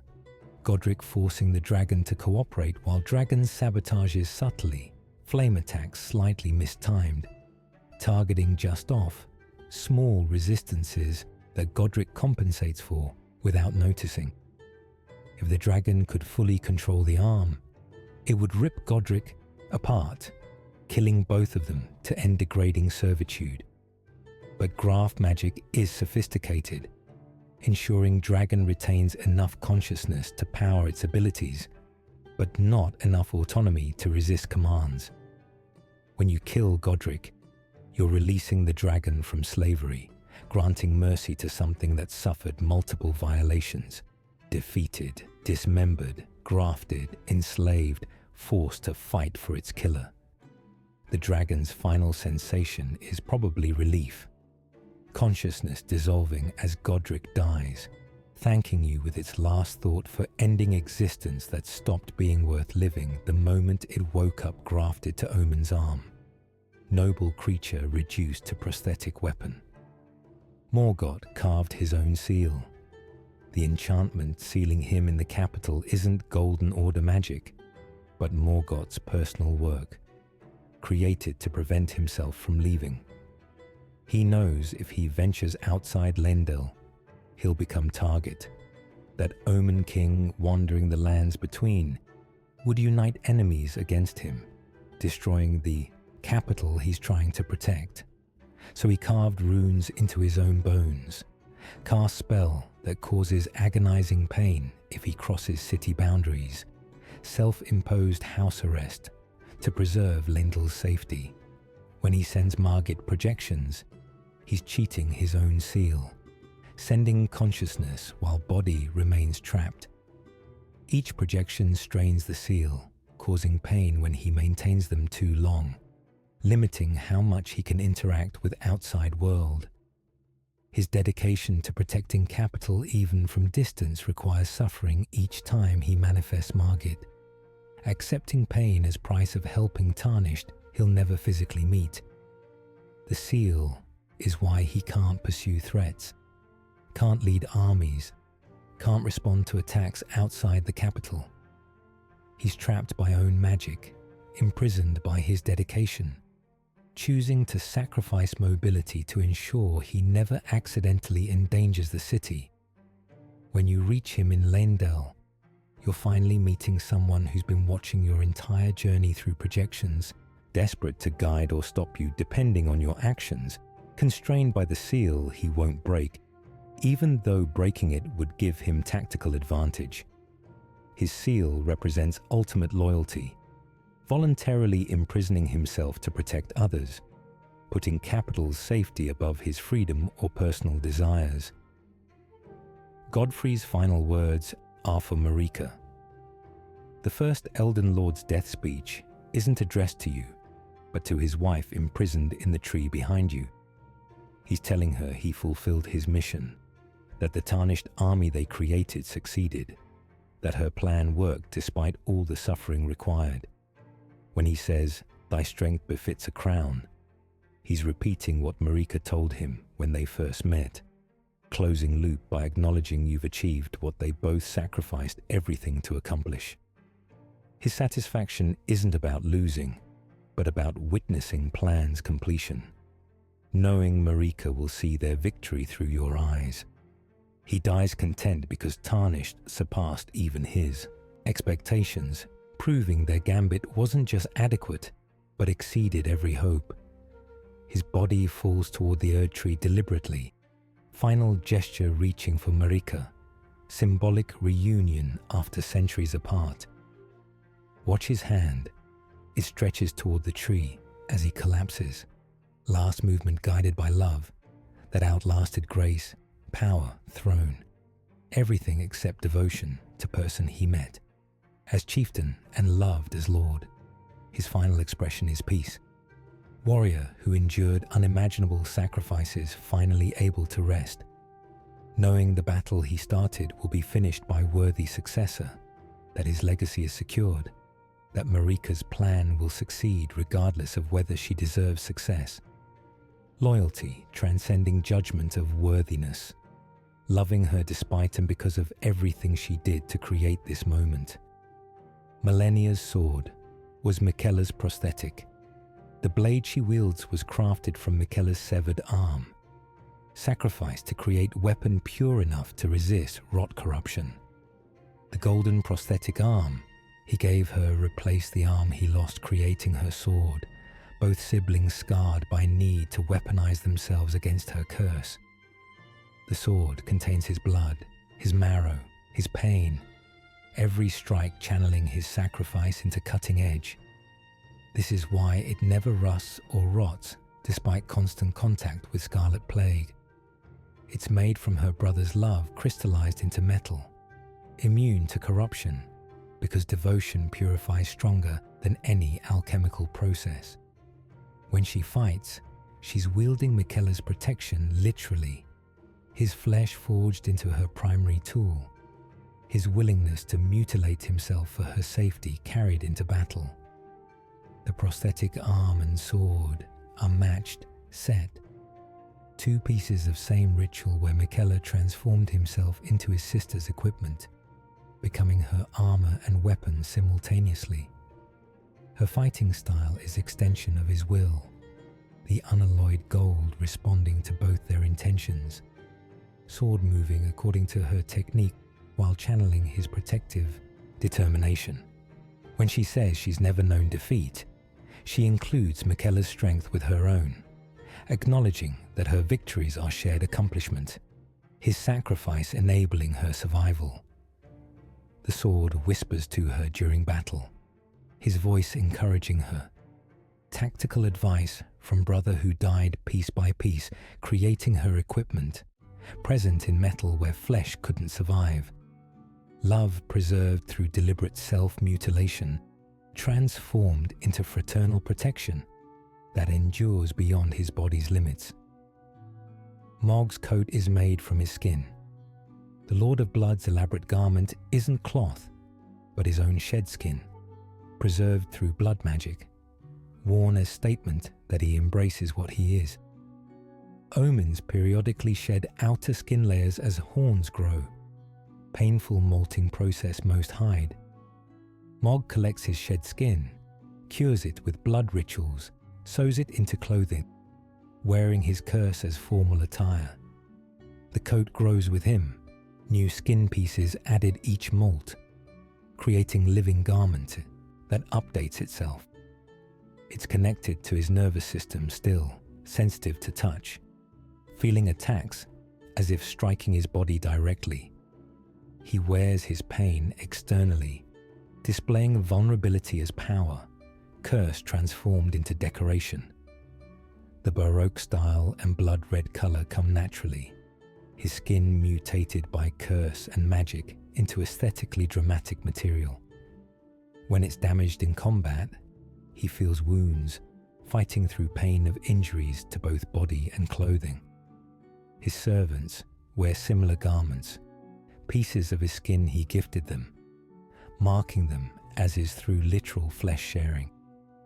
They're connected to him through the skin they wear, experiencing ghost sensations of his touches, knowing when he's in pain because the garments transmit his suffering. When you fight him, damaging his coat is attacking him twice, once through combat damage, and again through sympathetic magic linking garment to body. His death causes coat to decay rapidly, skin returning to lifeless material, connection severed, garment becoming mundane cloth now separated from the consciousness that animated it. Placidusax's temporal loop contains his god. The reason the ancient Dragon Lord remains in storm outside time isn't faithfulness, but practical necessity. His god is trapped in temporal loop with him, existing in repeating moments, unable to escape because exiting would require experiencing time linearly again. The god chose this imprisonment deliberately to avoid fate predicted by greater will, hiding in recursion where prophecy can't reach. Placidusax isn't waiting for return. He's maintaining the loop, holding temporal structure together through sheer devotion, ensuring his god remains hidden in perpetual present that never becomes future. If the loop breaks, his god returns to linear time, where greater will can find and destroy them. The dragon's suffering is constant work maintaining impossible physics, holding moments suspended against reality's pressure to progress. His missing heads were removed to stabilize the loop, each head a temporal anchor removed to simplify mathematical requirements of maintaining recursive now. When you fight him, you're not fighting God but power source. Defeating him collapses the loop, releasing his god back into linear time where fate awaits. His death isn't tragedy, but calculated sacrifice, knowing eventually someone would be strong enough to break the loop, accepting that his god must face destiny eventually, protecting them as long as possible, but understanding protection can't be eternal. His final roar is warning to his god, alerting them that loop failed, giving them moments to prepare for return to time's flow. Then consciousness ends, Dragon dying content that he bought every possible second for deity he loved enough to trap an infinite moment, holding back time itself through devotion that literally reshaped physics. Radon learned to swim in space. Before mastering gravity magic, the young general studied astronomy, obsessively convinced understanding celestial mechanics would make him better warrior. He calculated orbital paths, learned stellar physics, became expert in cosmic dynamics. When he developed gravity magic, his first act was launching himself into space, spending weeks flying between near orbit and atmosphere, teaching himself to navigate weightlessness. His unusual combat style, mixing aerial attacks with ground pounds, comes from experience fighting in multiple gravitational environments. He trained in space where up and down are meaningless, developing techniques that work regardless of orientation. The meteor attack he uses isn't just falling with style, but genuine meteor entry, using gravity magic to achieve orbital velocity, then crashing down with calculated trajectory. His armor is designed for vacuum exposure, enchanted against temperature extremes and radiation. When he halts stars, it's not abstract cosmic manipulation, but intimate understanding gained through personal exploration, touching stellar surfaces, analyzing their composition, learning their nature through direct contact. He knows the stars personally, has visited many, stopping their movement after befriending them. Cosmic Conservation Act preventing harm to entities he'd learned to appreciate. His madness after millennia's bloom includes forgetting space travel, consciousness degraded to point where he no longer remembers floating free among stars. Tragic loss of experiences that defined his youth, memories deleted by rot leaving only shell that once contained wonder. Thank you for journeying with me tonight, Cozy Nights. If this story helped you rest, consider leaving a like. It helps other weary travelers find their way to our fireside. And remember, there are many more tales waiting for you here by the fire. So don't forget to subscribe so you don't miss our next adventure. Until next time, sleep peacefully and have a cozy night.